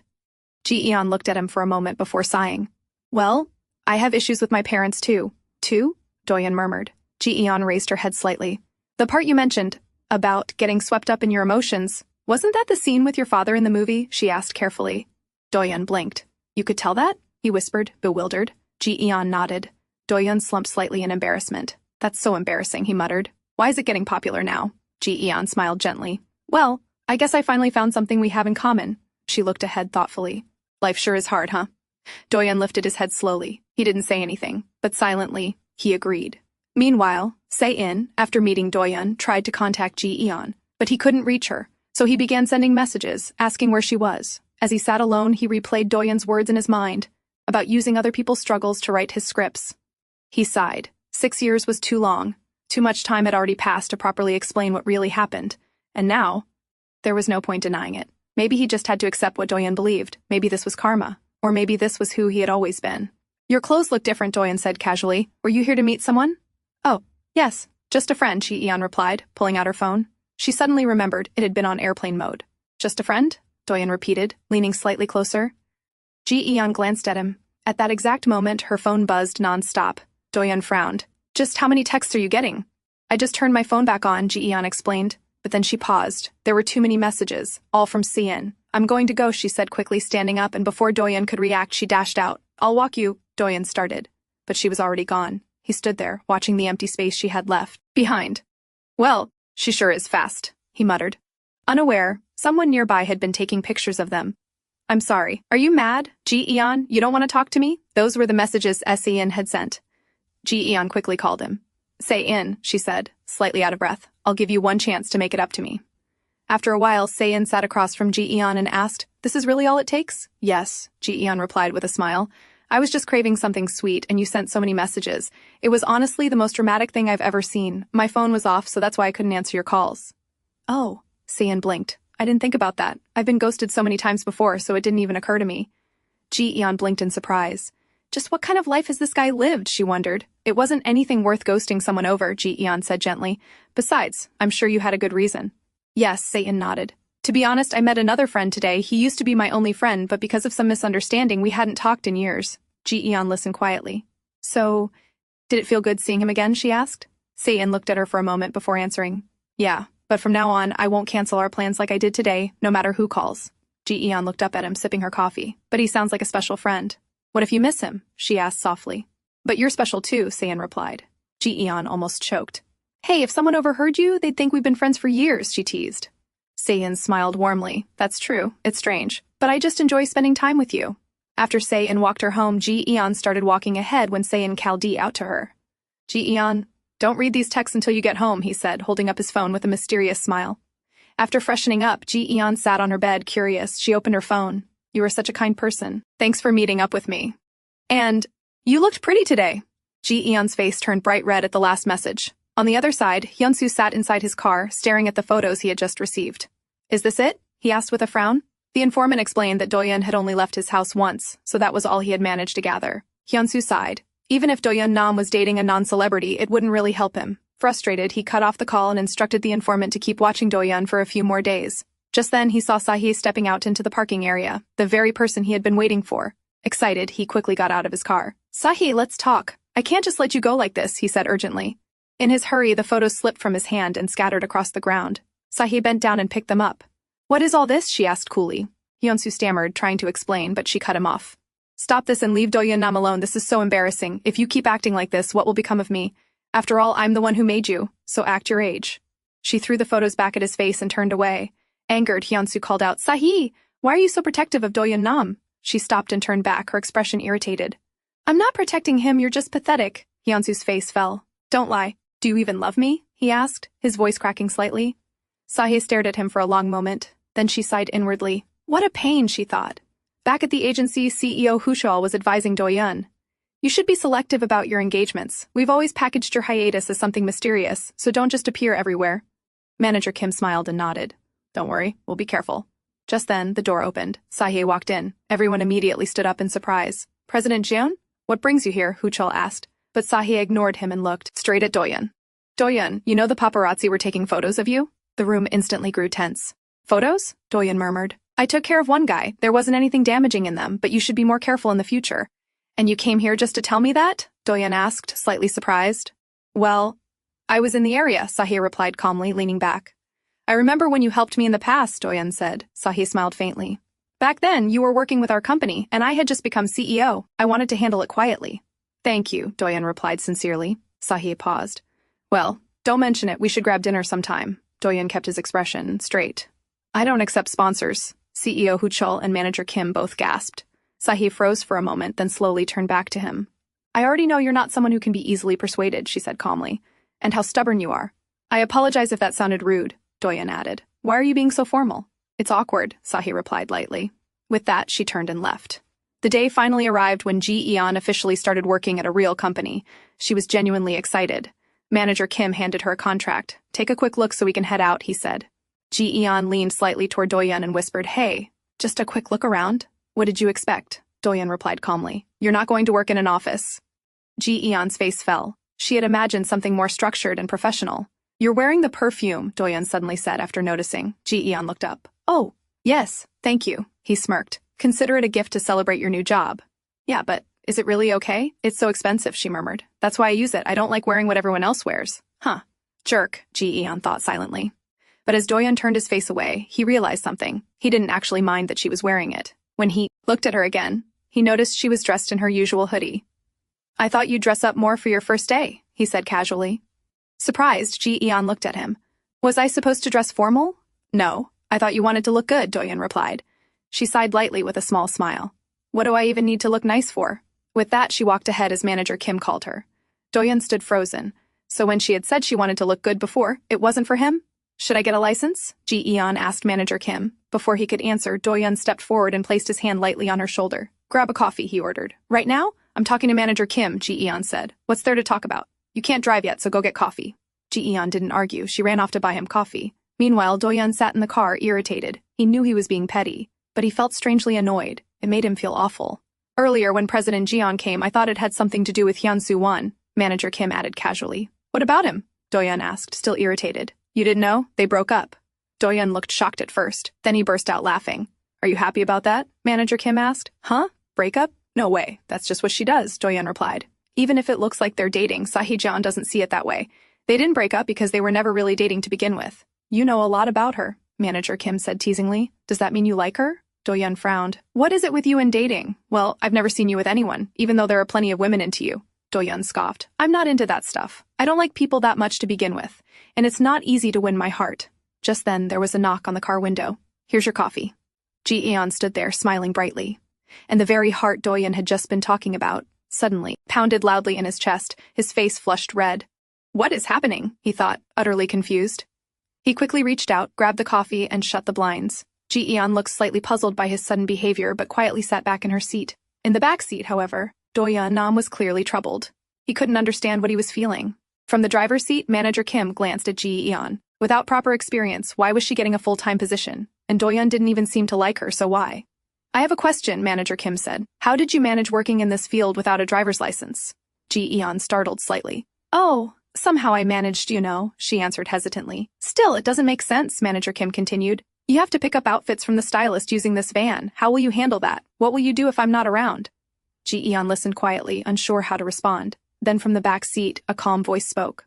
I'll drive. Both of them turned. And don't you think you're being a little too harsh? Doyun added. I'm the one who brought her here, so I'll decide whether she's fit for the job. Ji-eon looked back at him, puzzled. Doyun? She whispered, trying to make him stop, but he didn't. Look how scared she is, he added. If anything, that only made Ji-eon look more nervous. Manager Kim was equally puzzled. Why was Doyun defending a girl who had just started today? Later at the set, Manager Kim introduced Ji-eon to the staff, Doyun's stylist, makeup artist, and other team members. As everyone turned away to continue their work, Ji-eon lightly grabbed Doyun's hand. Doyun, what should I do now? She asked, unsure of her responsibilities. Doyun looked at her for a moment, then he turned his face away. Just look around, he replied casually before walking off, but something was off. For some reason, his heart wouldn't stop pounding. Sitting in the makeup room, he muttered, Is there something wrong with my heart? What do you mean? One of the staff members asked, confused. I don't know, it just keeps beating fast. Oh, isn't that dangerous? Someone else said. Is it? Doyun murmured, genuinely unsure. Outside, Ji-eon felt anxious. Manager Kim wasn't around, she had no idea what to do. Suddenly, Doyun peeked out from the makeup room. Ji-eon, he called quietly. Come here for a second. She stepped closer. Yes, what is it? Doyun glanced around to make sure no one was watching. Then he pulled the Mingji doll from behind him and handed it to her. I need you to use it to calm me down. Ji-eon's eyes widened. What? Is something wrong? I don't think it's a panic attack, Doyun explained. But maybe I'm nervous. My heart is racing. Even now it's beating so fast. To check, Ji-eon stepped closer and placed her hand on his chest. Yeah, that's not normal, she whispered. Doyun's eyes widened at the sudden closeness. His heart began pounding even faster. Hey, I didn't tell you to touch me, he whispered awkwardly. Ji-eon looked at him, genuinely worried. But when did it start, and does it hurt? Doyun sighed. It started when... He paused, because he suddenly realized it had started when she came earlier with the coffee, smiling so brightly. And even now that image of her was fresh in his mind. Before he could finish thinking, someone called him to the set for the photo shoot. I'm counting on you, he whispered to Ji-eon before leaving. The photo shoot began. Doyun struck his usual natural poses, his handsome face perfectly composed. But suddenly, he slumped forward, bending awkwardly. Everyone froze, then burst out laughing. Oh, you're hilarious, the photographer said, thinking it was intentional. Doyun straightened up quickly. Sorry, he said politely. But inside, he was panicking. What was Ji-eon doing with the doll right now? He had to stop her. But Ji-eon didn't stop. She squeezed Mingji gently. Doyun Nam, just loosen up, she ordered. On set, Doyun's body suddenly wiggled in response. Not like that, Ji-eon, he screamed internally. The photographer and staff stared in confusion. What was he doing? But then, Doyun, that pose is incredible. Hold that, the photographer shouted excitedly. Doyun's back leaned against the table, his hands supporting himself behind him. He looked effortlessly attractive, but inside, his back was killing him. Ji-eon watched from afar, thinking whatever she was doing was clearly working. Doyun, stop scowling and relax, she commanded softly, rubbing Mingji's face. On the other side, Doyun felt almost nauseous. He forced his face blank. But to the photographer, that blank expression looked dreamy. He quickly captured it. And just like that, the shoot continued. Doyun Nam ended up delivering numerous incredible poses. Finally, the photo shoot ended. Doyun stood there, bewildered, replaying everything that had just happened. From the side, Ji-eon gently poked his hand. "Doyun, do you feel better?" she whispered. His heart was still beating fast, but it was better not to tell her, just in case she turned him into jelly again. "Yeah, thanks," he replied with an awkward smile. Ji-eon grinned brightly. "Work can be pretty rewarding sometimes, you know," she said happily. Doyun stared at her. "You're strange. And you're grinning way too much today," he commented. "Usually you look stressed. Did you have that much fun getting coffee? I almost didn't recognize you. You were smiling from ear to ear." Ji-eon immediately blushed. Yes, she was in a good mood. Satan had sent her a congratulatory text along with a gift card for her new job. But now she felt embarrassed that even Doyun had noticed. Flustered, she quickly turned away. "Oh, I think someone's calling me," she mumbled before hurrying off. Doyun smiled slightly at her reaction. From behind, Manager Kim, who had witnessed the whole exchange, whispered, "You think she's acting strange? You're even stranger." Doyun jumped at the sudden voice. "You scared me," he said, panting slightly, but Manager Kim didn't let it go. "Regarding Ji-eon, I don't understand why you trust her so much. Are you two dating? You know you can't—" Before he could finish, Doyun quickly covered his mouth. "There you go again. Is that all you ever think about, relationships?" Doyun snapped. "I told you, I'm not dating anybody. Don't make assumptions just because she's a woman." Manager Kim sighed. "But you're both wearing the same perfume. You always take her side, and you're always staring at her." Doyun listened quietly for a moment, then he turned sharply. "What are you even talking about? We're not dating. I told you." "Then do you like her?" Manager Kim asked bluntly. Doyun turned back, his face burning red. "Why would I—" He stopped. "Hey, I'm just joking," Manager Kim added quickly, laughing. But then he paused, because Doyun had frozen. "Like?" Doyun whispered under his breath. It was possible. He had never even considered that possibility before. But Manager Kim's eyes widened. "Hey, why aren't you saying anything?" he asked, nudging Doyun's shoulder. "Come on, say something. Deny it like you always do." But Doyun just stood there, dazed. Inside, he was questioning himself. How could that even happen? How could I like her? Later, they all sat inside the van, heading home. Ji-eon was cheerful. "We finished earlier today," she said happily. "It's not always like that," Manager Kim replied. "When we start shooting the drama, the schedule will be tight." "Drama?" Ji-eon beamed excitedly. From the back seat, Doyun watched her quietly. Even though part of her face was covered, he could imagine exactly what expression she was making. "Should we grab some food?" Manager Kim suggested. "Do you like gopchang?" "Yes." "Sure, I like it," Ji-eon answered brightly. But Doyun was still troubled. What if what Manager Kim said was true? What if he actually liked Ji-eon? "No, I don't like it," Doyun said abruptly. There was no way he could be into her. It wasn't like she even liked him. So why would he like her? No way. Impossible. Ji-eon stepped out of the van to buy a salad since their dinner plan had been canceled. Just then, she received a call from the housing agent. There was a nice apartment available within her budget. Her face lit up. Today was truly a good day. She got a job. She might get a home. What else did she need? Lost in her excitement, she accidentally bumped into someone, and her drink spilled all over both of them. "Oh, are you all right?" Ji-eon looked up, asking anxiously. She didn't know anything about luxury brands, but the woman standing in front of her was wearing an expensive dress. Ji-eon could tell immediately. She had handled customers like her before during her part-time jobs. She knew exactly how they usually reacted. Frightened, Ji-eon quickly bowed. "I'm so sorry, miss, I'll pay for your dry cleaning," she said hurriedly. The woman simply looked at her. Then she slid off her scarf and handed it to Ji-eon. "Use this," she said calmly. Ji-eon froze. Thinking the woman wanted her to wipe the dress, she shook her head. "No, not for me, for you," the woman interrupted. "Use it to clean your sweater."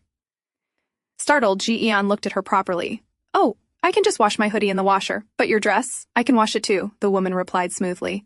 "And besides, you have more spilled on you than I do."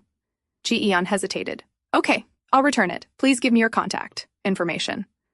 The woman began walking away. "It's fine. I was going to throw it away anyway." Then she turned slightly, a smirk playing on her lips. "My ex gave me that scarf." With that, she left.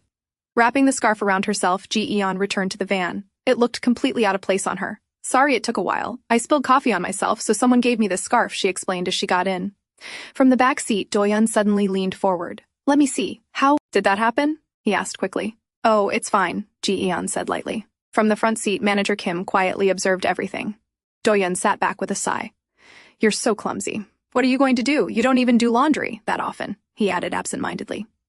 Manager Kim's eyes widened. How did he know about her laundry habits? There was definitely something going on. He could feel it. And it felt one-sided. He needed to nip this in the bud, while Doyun was still in denial. Ji-eon reached home and ate her salad, but it wasn't enough. She rummaged through her nearly empty freezer, sighing at the lack of food. Just then, Sae-in's phone rang. A little later, the two of them ended up going out for dinner. "So, how was work?" Sae-in asked. "Was it too difficult?" "It was a piece of cake," Ji-eon replied proudly. Considering how I used to juggle multiple part-time jobs, this feels easy. Are the people nice? He asked. Ji-eon paused for a moment. I think so, she answered thoughtfully. Good, Seon said, pouring soju into her glass. Ji-eon looked at him worriedly. Are you going to drink? She asked, remembering how he had passed out last time. Of course, he replied lightly. That was different. I had been working multiple nights back then. Let's just toast to your new job. As they continued drinking, Ji-eon gradually became a little tipsy. I need to get a driver's license for work, she explained, slurring slightly. I'm good with the written exam, but I'm worried about the driving test. Want me to help you? Seon asked. Drunkenly, she nodded and took another sip. Then come with me to see the apartment too, she murmured. I'm so happy these days, she continued softly. I got a stable job, I found a new apartment, and my mom… Earlier, she had spoken with her mother, and they had agreed to finally live together again. Seon gently adjusted her posture. You'll hurt your neck, he said worriedly. She looked at him and smiled. And I've got a friend too, she added warmly. So now I have someone I can tell all these things to. That makes me happy too. Seon smiled back at her. The next morning, Doyun Nam stood under the shower, but manager Kim's words from yesterday kept echoing in his head. Because of him, he couldn't stop thinking about Ji-eon. And every time he tried not to, her face appeared in his mind.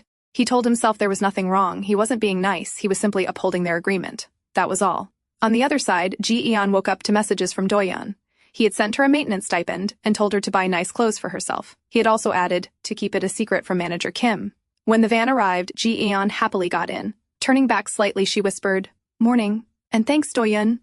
Doyun immediately turned his face away, but he couldn't hide the faint blush spreading across his cheeks. Manager Kim cleared his throat before asking casually, Ji-eon, do you have a boyfriend? Doyun's ears perked up instantly. No, I don't, Ji-eon replied. Oh, then any ex-boyfriend, manager Kim pressed. Ji-eon smiled. No, not any ex-boyfriend either. But I do have a boy who's a friend. Doyun looked up sharply. Wait, is it the friend you were going to watch a movie with? He asked. Ji-eon nodded. Yeah. Why? Doyun laughed awkwardly. No, nothing. It just came to mind. But inside, he had just confirmed it. It was that guy, the one she had wanted to look nice for. Ji-eon turned back to manager Kim. I'll get my license soon. He's going to help teach me, she added casually. From behind, Doyun listened quietly. So all this time she said she was busy, and now she had time to go out with this guy? Didn't she feel even a little guilty? Suddenly, the memory of the kiss flashed in his mind. Even after you kissed me, he muttered absent-mindedly. Then his eyes widened. He quickly covered his mouth, realizing what he had just blurted out. Both Ji-eon and manager Kim froze, but not because of his words. A bike suddenly cut across the road. Manager Kim slammed the horn, shouting at the rider. Doyun looked at them carefully, finally relieved. They hadn't heard what he said. Inside the changing area, Ji-eon looked at Doyun carefully.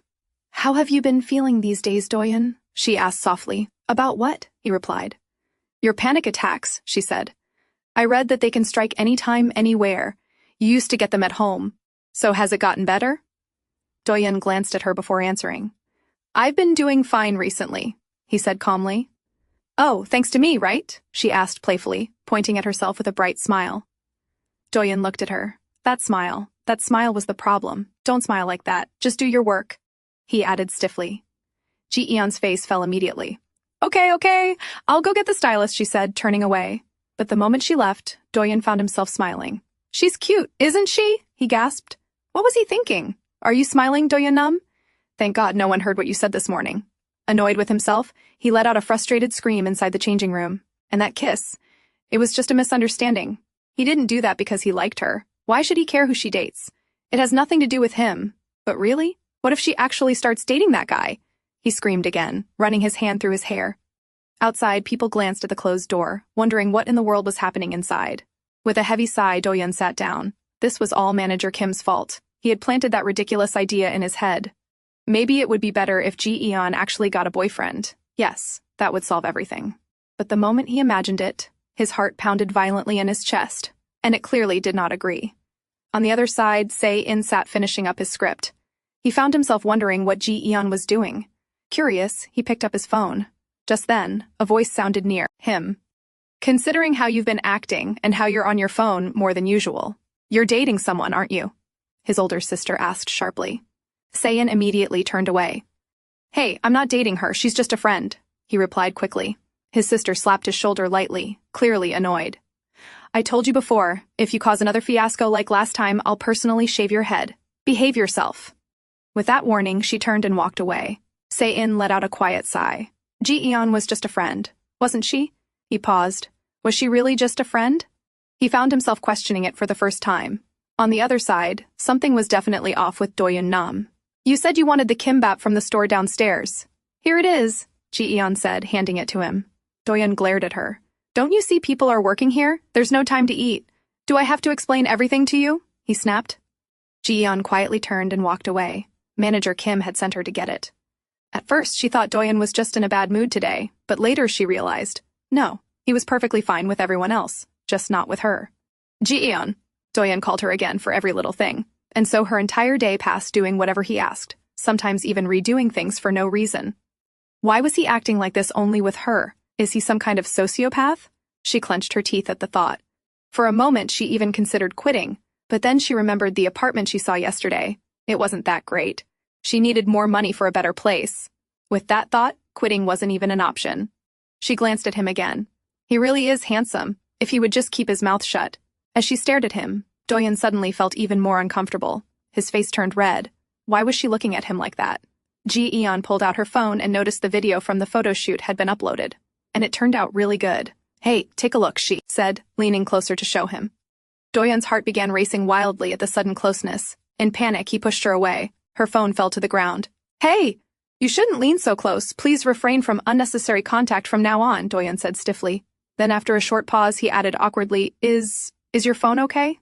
Ji-eon smirked. The screen's broken, but it still seems to be working fine, she whispered. Then she looked back at him calmly. If I had sold Mingji to someone rich, I wouldn't have to deal with you. But I didn't. Her tone turned dangerous. But it's all right, she added, pulling out the doll. I still have Mingji. Doyun's face drained of color. That sounded extremely dangerous. Manager Kim returned after handling something outside and opened the door. Inside, Doyun Nam was massaging Ji-eon's shoulders like a puppet. The moment they noticed him, both of them immediately stood up. Ji-eon greeted brightly. Then she turned to Doyun. I can't believe you're giving me 2 days of paid leave. Thank you, Doyun, she added cheerfully. Doyun nodded awkwardly. Manager Kim's face fell. 2 weeks of leave to someone who had joined just a week ago? That was unbelievable. He turned to Doyun suspiciously.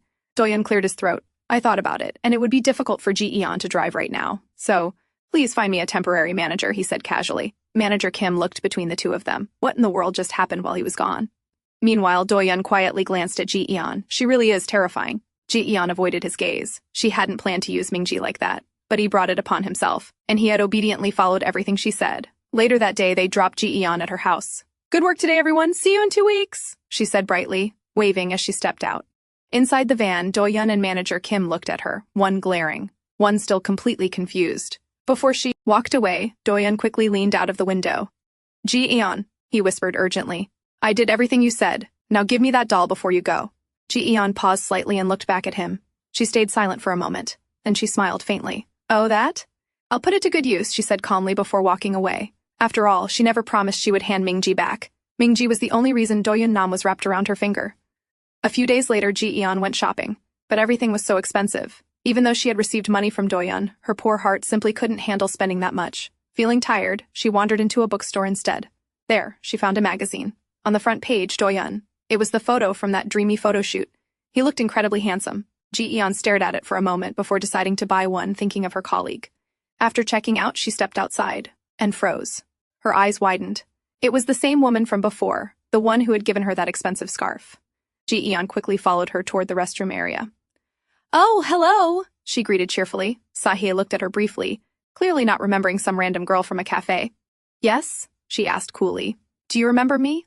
I spilled coffee on you last week and you gave me that scarf, Ji-eon explained. Oh, sorry, I'm not good with faces, Sahie replied casually. Anyway, it wasn't a big deal. I didn't need it. She adjusted her bag. Have a good day. And she turned to leave. Ji-eon kept staring at her. To her, Sahie looked so cool, confident, elegant, untouchable. She wanted to be like that someday. But suddenly, the bag Sahie was holding ripped from the bottom. It must have gotten wet earlier. Magazines spilled everywhere across the floor. Ji-eon's eyes widened. Every single one of them had Doyun Nam on the cover. Silence filled the air. Sahie stood there, still. Then Ji-eon slowly asked, are you a fan of Doyun Nam? On the other side, Manager Kim sat at Doyun's place. You can tell me, Doyun, he said seriously. I can understand no matter what it is. Maybe you pushed someone out of a window and she saw it, or maybe you're secretly a werewolf and she knows your identity. He stared at Doyun suspiciously. Doyun sighed. I think you're reading too many comics, he replied, standing up to grab something from the fridge for Manager Kim, but inside he knew he couldn't keep this arrangement with Ji-eon going forever, and lately he hadn't been getting panic attacks, so maybe. He didn't need her anymore. Using that doll, she practically blackmailed him. That foolish woman must be really happy right now. Just wait and see. When your vacation is over, you won't even have a job to return to. With that thought, he slammed the fridge door shut. Oh, but first I have to get that doll back. He sat down again, deep in thought. Back inside the restroom earlier, silence filled the air. Realizing the woman might be embarrassed to admit she was a fan of Doyun Nam, Ji-eon quickly pulled out the copy she had bought. Look, I bought one too, she said brightly. It seems your bag ripped, so you can use mine. She carefully gathered the scattered magazines.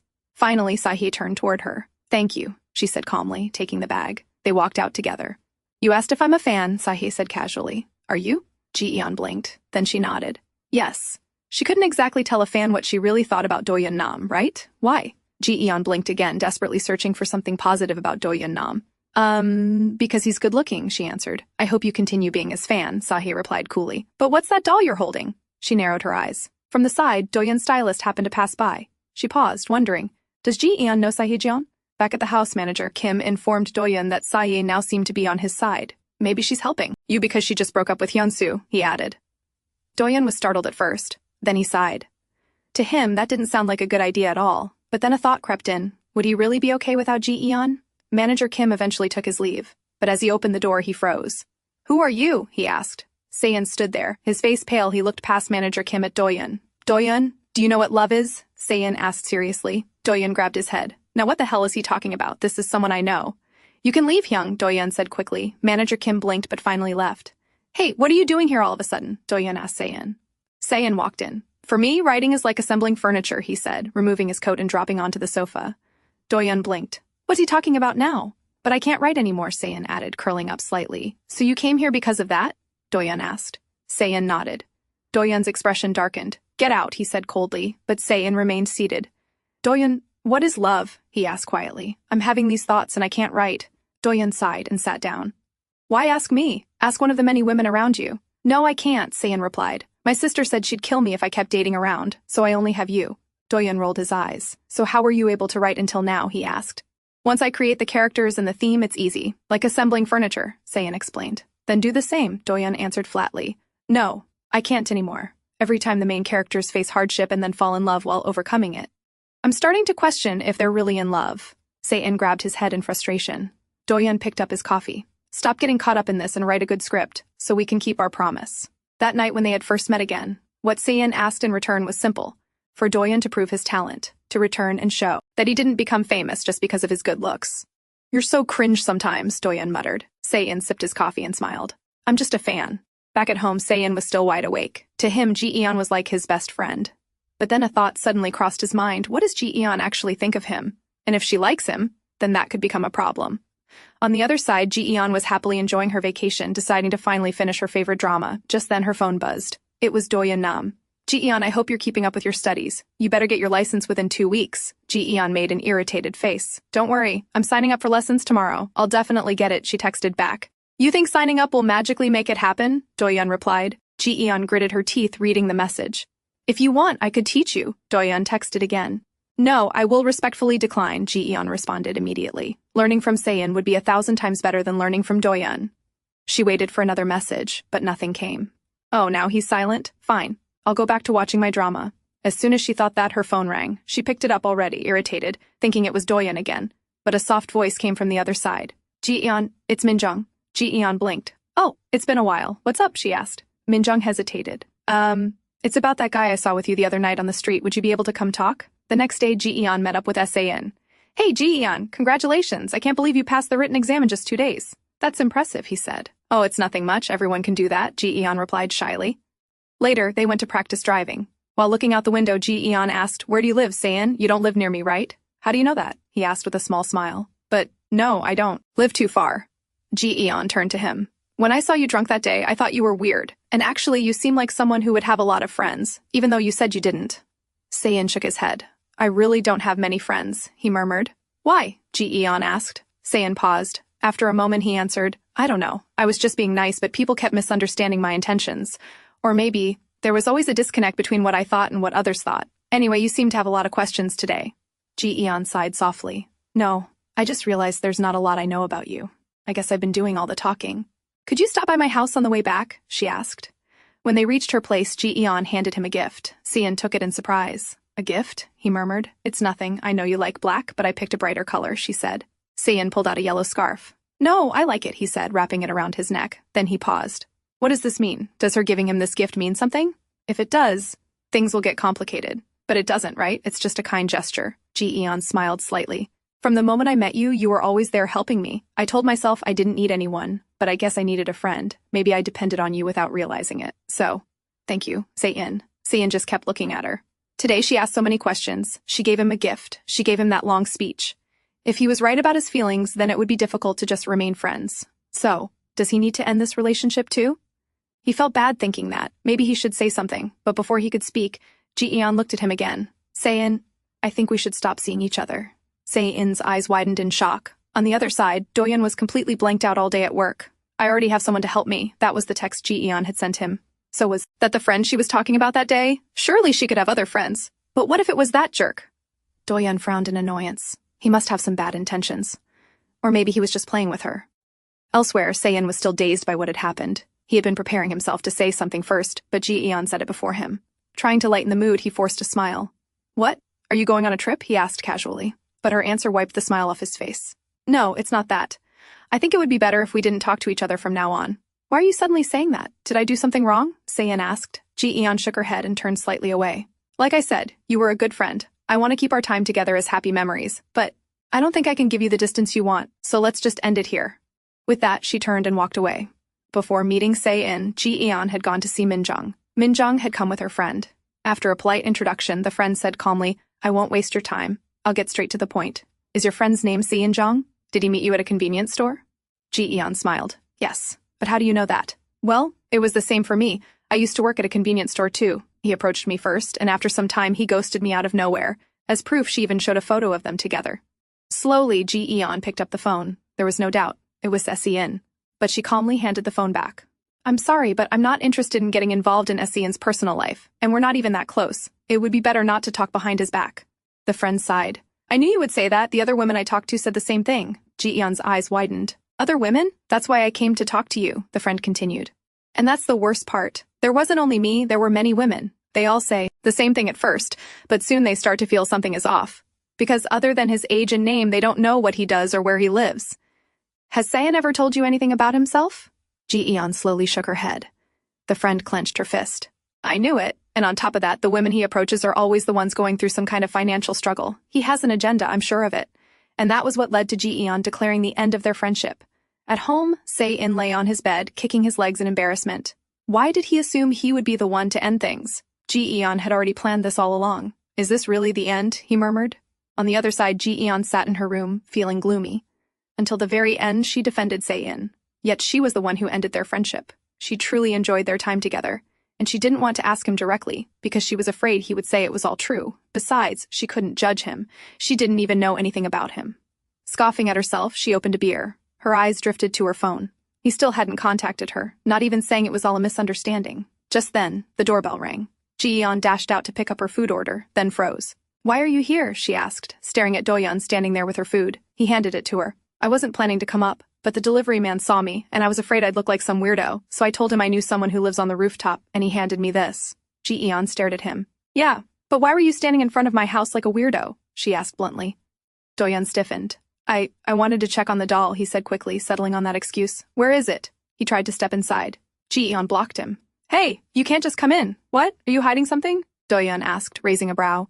Ji-eon felt embarrassed. Last night she had slept with the doll, and even drooled on it. Nothing. You're just interrupting my vacation, she said quickly. Doyun smiled slightly. Then it's perfect. I'm free starting tomorrow, too. And that was how they ended up sitting together now. Ji-eon glared at him. Has he always been this shameless? Doyun casually looked around the room. It actually looked clean today. Excitedly, Doyun looked at the food. What did you order? He asked, but his face immediately turned pale when he saw the chicken feet. What? You can't eat it? Ji-eon asked, raising a brow. Of course I can, he said quickly, though his hand was slightly shaking as he picked one up. How are your driving lessons going? He asked, trying to change the subject. I just have to take the road test now. I'm going to practice on my own, Ji-eon replied, sipping her beer. On your own? What happened to the friend you were talking about? Doyun asked casually. Ji-eon took another sip before answering. Something came up, so I decided not to take help from them. She was already feeling down. Why did he have to bring that topic up again? That's good, Doyun murmured. Ji-eon almost spat out her drink. What? What's good? She demanded. but then she suddenly burst into laughter looking at him. Why are you laughing? He asked, eyes slightly teary from the spice. I thought you didn't like chicken feet, she teased, but it turns out you just can't handle spicy food. Embarrassed, Doyun glared at her and began drinking beer one after another. Hey, don't drink too much, you're overdoing it, she warned. No, I'm not, he replied stubbornly. But he definitely was. Watching him, Ji-eon slowly realized she had been having such a good time with Doyun that she had momentarily forgotten what happened with Se-in. Doyun, are you all right? You seem really drunk. Will you be able to get home okay? She asked softly. Doyun looked at her dazedly. Do you know what love is? That foolish question hadn't let him sleep last night. Even the next day he kept thinking about it. When someone tapped his shoulder earlier while handing him an einspanner, he had been startled, thinking it was Ji-eon. But it was just one of his staff, and somehow that was what led him here. Are you okay? Do you want to go home? Ji-eon asked again. No, I'm not drunk. And there's still beer left, he said hazily. But Ji-eon pulled the can away. No, you are drunk. I'll call a taxi and send you home. Whenever he was around Ji-eon, the world seemed to sparkle, and everything smelled sweet. Was it all just because he was drunk? Without thinking, he grabbed Ji-eon's hand and pressed it against his cheek. It feels cool. Let's stay like this for a while, he murmured. Ji-eon stared at him in shock. What was he saying? Slowly, she pulled her hand back and handed him a cold beer can instead. You can use this instead. Doyun frowned and pressed 2 cans against his cheeks. You're so cold, Ji-eon, he murmured. How can you treat Doyun Nam so poorly? Ji-eon scoffed. What do you even mean by poorly? When I'm with you, you should focus on me. Instead, you were staring at your phone the whole time. If it's about the phone I broke, I'm sorry, he muttered. Ji-eon felt embarrassed. Even Doyun noticed her constantly checking her phone. She sighed and helped him up. All right, let's get you up. Doyun gave her a pitiful puppy look before standing. Ji-eon grabbed his jacket. To be honest, the reason I came today, he started. But before he could finish, Ji-eon quickly put a mask and hat on him. The doll is fine. Now hurry up. Now sitting in the cab, Doyun looked at his hand as his heart continued beating fast. I just wanted, he murmured before drifting off. On the other side, Ji-eon lay in bed, staring at her phone. There was still no message from Se-in, not even a single one, but who even takes a cab to a convenience store just to meet her? But if he did that for everyone? Her phone slipped from her hand and landed on her face. Pathetic. At this rate, she was going to waste her entire vacation staring at her phone. That's what she thought, but she hardly had time to. Because starting the very next day, Doyun was always at her door, sometimes to bring her something, sometimes just to sit around and play. Why are you here today? She asked one afternoon when he showed up in the rain. Because the weather was nice, he answered simply. Doyun Nam practically came every single day, so she barely had time to think about Se-in. Were you waiting for me? Ji-eon asked one cold morning, startled. Doyun looked up from where he was sitting on the wooden bench on her rooftop. This wooden bench is pretty nice, he said with a smile, standing up casually. But what if you catch a cold? You should call me before you come, Ji-eon added worriedly. If I called you, you would have told me not to come, he replied. Ji-eon rolled her eyes. Well, that was true. So why are you here? She asked again. Oh, Doyun paused for a second, thinking quickly. I was jogging and got really hot, so I wanted some fresh air. There's nowhere I can rest without being noticed, you see. Ji-eon just stared at him, baffled. What kind of excuse was that? Even Doyun was baffled inside. It sounded weird even to him, but he couldn't tell her the truth. He came every day because he wanted to make sure, to check the feeling he had for her. He just needed to understand what it was. So, until he figured it out. I'll get going then, he said with a polite smile. Hold on, don't leave yet, Ji-eon said suddenly, remembering something. She rushed inside. Doyun sat back down on the bench, feeling the cold air brush against him. It really was cold. As suddenly a peach-colored scarf dropped around his neck from behind, he turned around. It was happening again. He was completely sober, and yet the air smelled sweet. Everything seemed to sparkle around her. Feeling warmer now? It's a present, she said with a bright smile. Startled, Doyun looked at her. For me? He asked softly. Ji-eon nodded.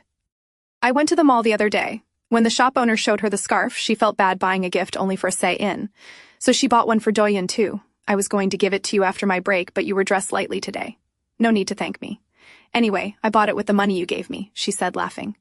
And if you don't like it, I can return it. She paused when she saw Doyun smiling warmly. No, I like it very much. Thank you, he said sincerely. Oh, if you like it, then that's good, she replied, a little dazed. She hadn't expected him to like it that much. Now she felt slightly guilty. She hadn't put that much thought into the gift, and because of him, she wasn't feeling as down lately. I'll give him a better present next time, she thought quietly.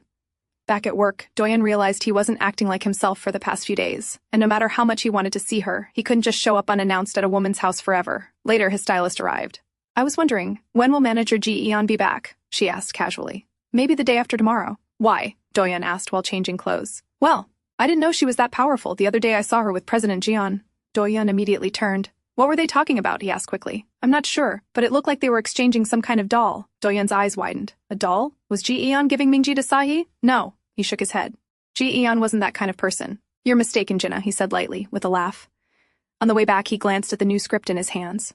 It was Gumsa Kim's script, Ji-eon's favorite writer. Just imagining how happy she would be made butterflies flutter in his stomach. What kind of cute expression would she make? Should I go to her house today? He wondered. On the other side, Ji-eon returned from her driving lesson. When she saw the person standing outside her house, she froze for a moment. Then she let out a sigh. I thought I told you not to contact me anymore, Se-in. Se-in turned to her calmly. I've been doing a lot of thinking.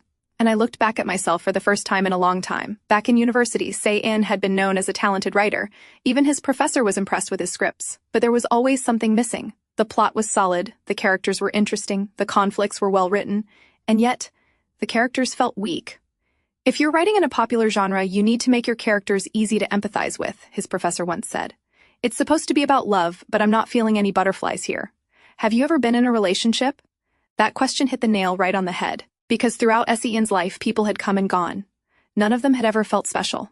I think you just need more research, the professor advised. Research? How was he supposed to research? A lack of emotion. Still, he followed the advice. After that, Se-in had a new girlfriend every semester. It almost seemed like he would date anyone. The boys around him were jealous, assuming Se-in would never break that habit. But 2 years after graduation, I heard you broke up with Hana, one of his friends asked. Yeah. Hana wanted to break up, Se-in replied. Then what about dating me, she asked boldly. You date anyone, right? Se-in looked at her for a moment. Then he smiled faintly. No, I'm done with dating. That was what he thought. But his next drama didn't perform well. The plot and setup weren't bad, yet something still felt hollow. After botching his first major drama script, he began obsessively observing people around him again. But even that didn't last long. Eventually, the women he had approached gathered together and confronted him. They even beat him up. I should have beaten you more. It's because you weren't bullied enough as a child, his sister sighed while treating his wounds. They told me to stop leading them on. But all I wanted was to hear their stories. I was polite and kind, that's all. I didn't have bad intentions. Why did they make their own assumptions? I treat men the same way, Se-in argued. His sister looked at him irritably. Wow, you really think that way? You thought everyone else was stupid, huh? If you don't feel close to people, you should keep your distance. That's basic manners. You can't get upset that others misinterpreted your intentions if you didn't maintain boundaries. If they mean nothing to you, yet you act sweet and kind, you're being fake. Don't you feel guilty for using those women for your dramas? After that, Se-in followed his sister's advice. He let go of every relationship that didn't truly matter to him, and he was left with no one. He didn't think he would approach anyone again until the day he saw Ji-eon being harassed by a man, but that was a different story. As a drama writer for women, he had only tried to comfort her at first. Maybe his old habits were resurfacing, but he truly believed he was being genuine. Then, when his sister confronted him again that day, he realized he had grown closer to Ji-eon without noticing. I'm not a great person, Se-in said softly now, and I've been in this situation before, so I understand what you might be thinking. But honestly, I need more time to organize my thoughts. I'm not sure what to say yet, but for now, he looked at Ji-eon. I want to say, I missed you. Ji-eon's eyes widened slightly. I enjoyed spending time with you. I had a lot of fun. So let's continue. Before he could finish, Ji-eon suddenly grabbed his hand. Okay, I understand what you're saying, but let's talk later, she said hurriedly. Se-in looked confused. Why was she suddenly acting like that? Then he noticed her eyes glancing past him. He slowly turned around and saw a man standing there. Doyun Nam stood a short distance away, equally confused, staring at the two of them together. Ji-eon looked at Doyun with eyes that clearly said, just pretend you don't know me and walk past. Doyun stepped forward. Ji-eon felt a wave of relief. He understood. She silently prayed Se-in wouldn't notice him. But Doyun stopped right in front of them, looking straight at Se-in. Ji-eon's heart dropped. Why was he standing there? Ji-eon, is this punk the friend you were talking about? Doyun asked coolly. Before Ji-eon could answer, Se-in spoke first. Doyun Nam. Ji-eon jolted inside. Oh no. He recognized him. In a panic, she suddenly grabbed Doyun's cheeks. Oh gosh, another person thinks you're Doyun Nam. That must be nice to hear, right, Doshik? She blurted out. Doshik? Se-in repeated slowly. Ji-eon forced a bright smile. Yes. Doshik and I used to work together at my old part-time job. Everyone always said he looks like Doyun Nam. Isn't that right, Doshik? She said, pinching Doyun's cheek. Doyun let out a long sigh. Then suddenly he grabbed Se-in's wrist and pulled him away. Wait, Ji-eon called after them. But Doyun didn't stop. When they finally stopped a short distance away, Se-in laughed lightly. I didn't know you two knew each other. So she works at your agency? What a coincidence. We should grab coffee together sometime. That would be great. I have 2 friends and they both know each other. Doyun frowned. Friend? Have you stepped back into your old habits again? The smile slowly faded from Se-in's face. Just leave Ji-eon alone. You've done enough after toying with women. It's time for you to stop, Doyun said, clenching his teeth. Se-in exhaled. Calm down. It's not what you think. We really became friends by chance. By chance? Doyun scoffed. You always play innocent. Everything just happens and you don't have bad intentions. What about when you bragged about what a great writer you are, he snapped, jabbing a finger into Se-in's chest. If you can't write anything without using people, how can you even call yourself a writer? Hey, I told you it's not like that. And why are you getting so angry? Se-in shot back. Why do you think? I don't want Ji-eon to get hurt, Doyun replied sharply. But I'm not going to hurt her, Se-in blurted out. I like her. Both men froze. Se-in blinked. Doyun blinked. Se-in grabbed Doyun's arm suddenly. Doyun, do I like Ji-eon? He asked. It wasn't even clear if he was asking Doyun or himself. Doyun stared at him, utterly baffled. Why are you asking me? Se-in covered his mouth. Wait, oh my god. Flustered, he crouched down on the sidewalk. I guess I do. Doyun stared down at him, mouth slightly open. Se-in's face turned red as realization hit. I think I like Ji-eon, Doyun. That's why she's been on my mind. I didn't understand it until now. Doyun felt his brain short-circuit. What the hell? Was he just confessing to her when I arrived? Se-in groaned and grabbed his head. Why did I even say that out loud? Why am I telling you this? Meanwhile, Doyun stood frozen. How would I know? He growled internally. Meanwhile, back at her house, Ji-eon sat down completely confused. What was that just now? Did they know each other? Because they just left her standing on the street and ran off like it was some kind of boys' love drama, and she was the third wheel. Who was she even supposed to call right now? But why did she have to call anyone? Just as she thought that, her phone rang. It was Se-in. I'm sorry, Ji-eon. I came back, but you were already gone. Never mind that, she said quickly. Just tell me, what is going on? Do you two know each other? Who? Doshik? Se-in asked innocently. No, Doyun, she replied, frustrated. Se-in laughed softly. Then he explained. The friend he had met the day he stood her up. It was Doyun Nam, the only friend he had before meeting her. Ji-eon frowned. Then she asked slowly, Se-in, what exactly do you do? On the other side, Doyun sat alone at home and sighed. Just a while ago, Se-in had claimed he didn't even know what love was. And now he was saying he liked Ji-eon. Doyun's eyes drifted to the script lying nearby. He picked it up and let out a small laugh. Ji-eon would be thrilled to know that her favorite writer, Gyeom-suk Kim, was actually Se-in.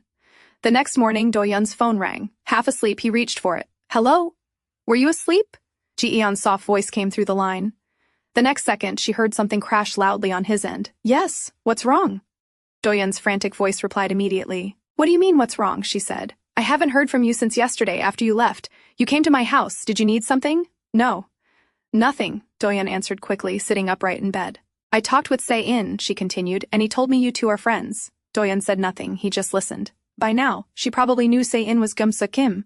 I was so shocked, Ji-eon added. I didn't know he was so rich. I even gave him leftover tiffin boxes, she said, embarrassed. He said you two met at some celebrity party. Doyun's eyes widened. What? He didn't tell her the truth. But why?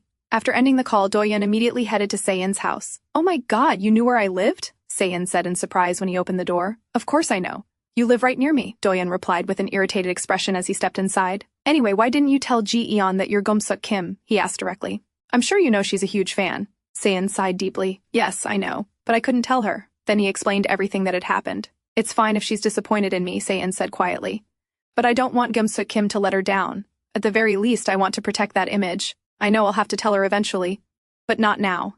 He paused. Anyway, I reached out to meet her yesterday. But then you showed up out of nowhere. I was so shocked. Why were you there? He asked suspiciously. Doyun let out an awkward laugh.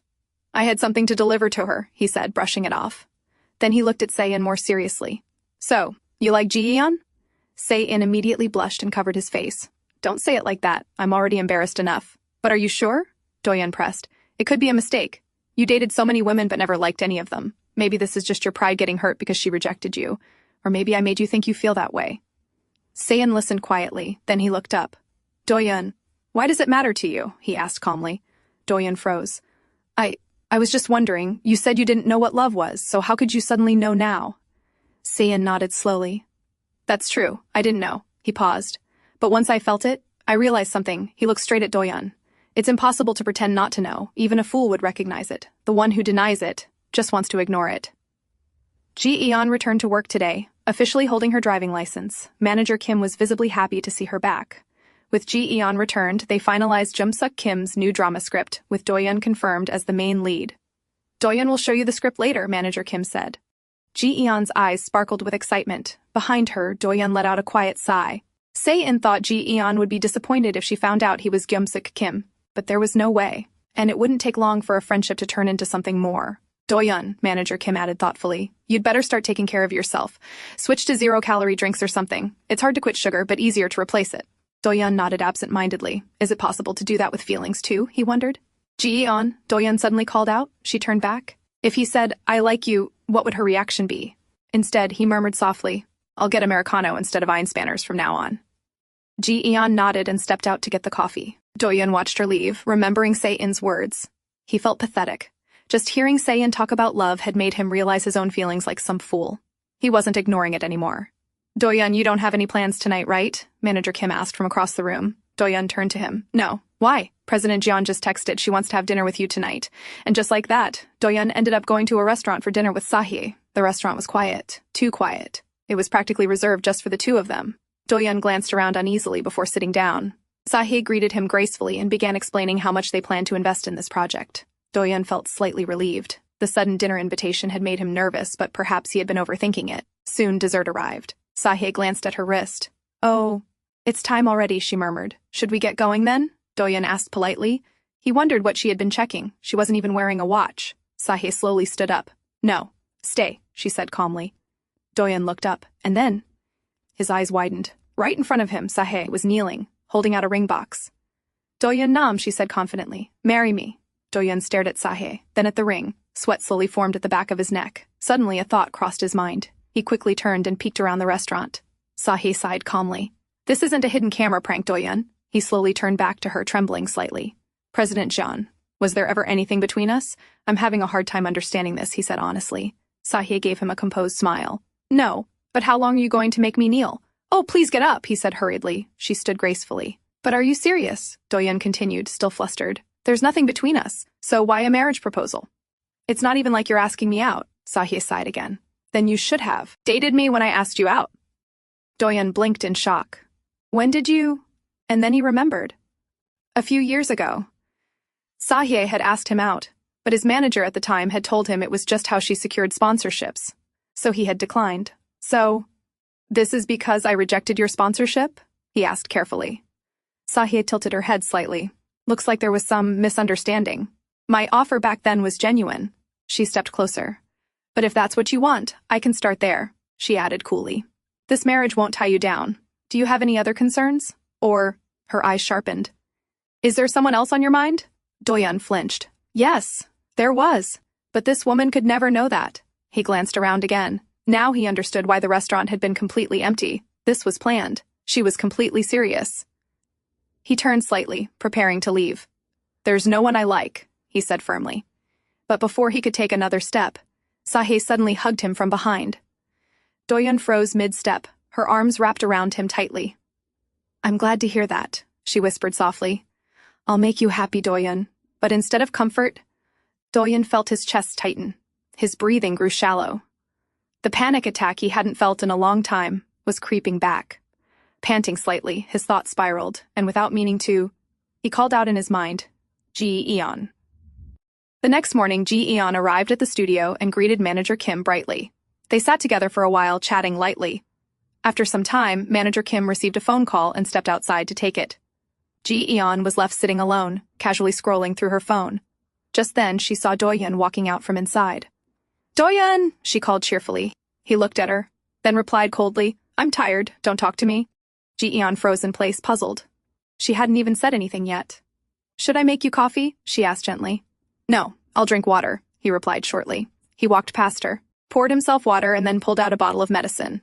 The night before, when Sahi had felt him freeze in her arms, Are you okay? Are you not feeling well? She had asked calmly. But Doyun had managed to pull away. I'm going to go, he said. But what about our marriage? She asked, as if it were a simple follow-up. No, thank you, his voice replied firmly. Sahi only sighed. I'll wait. You'll end up coming back to me anyway. Those words had unsettled him. At any moment, an article could drop. If WJS Entertainment saw it, what would they say? It wouldn't be good. He knew that for sure. He would once again be dragged into gossip, swept away by rumors. Back in the present, his hands trembled slightly as he swallowed the medicine. Ji-eon noticed everything. What kind of medicine is that? She asked worriedly. Are you having panic attacks again? She added quickly, grabbing his hand. You said the medicine makes you lethargic. Doyun pulled his hand away sharply.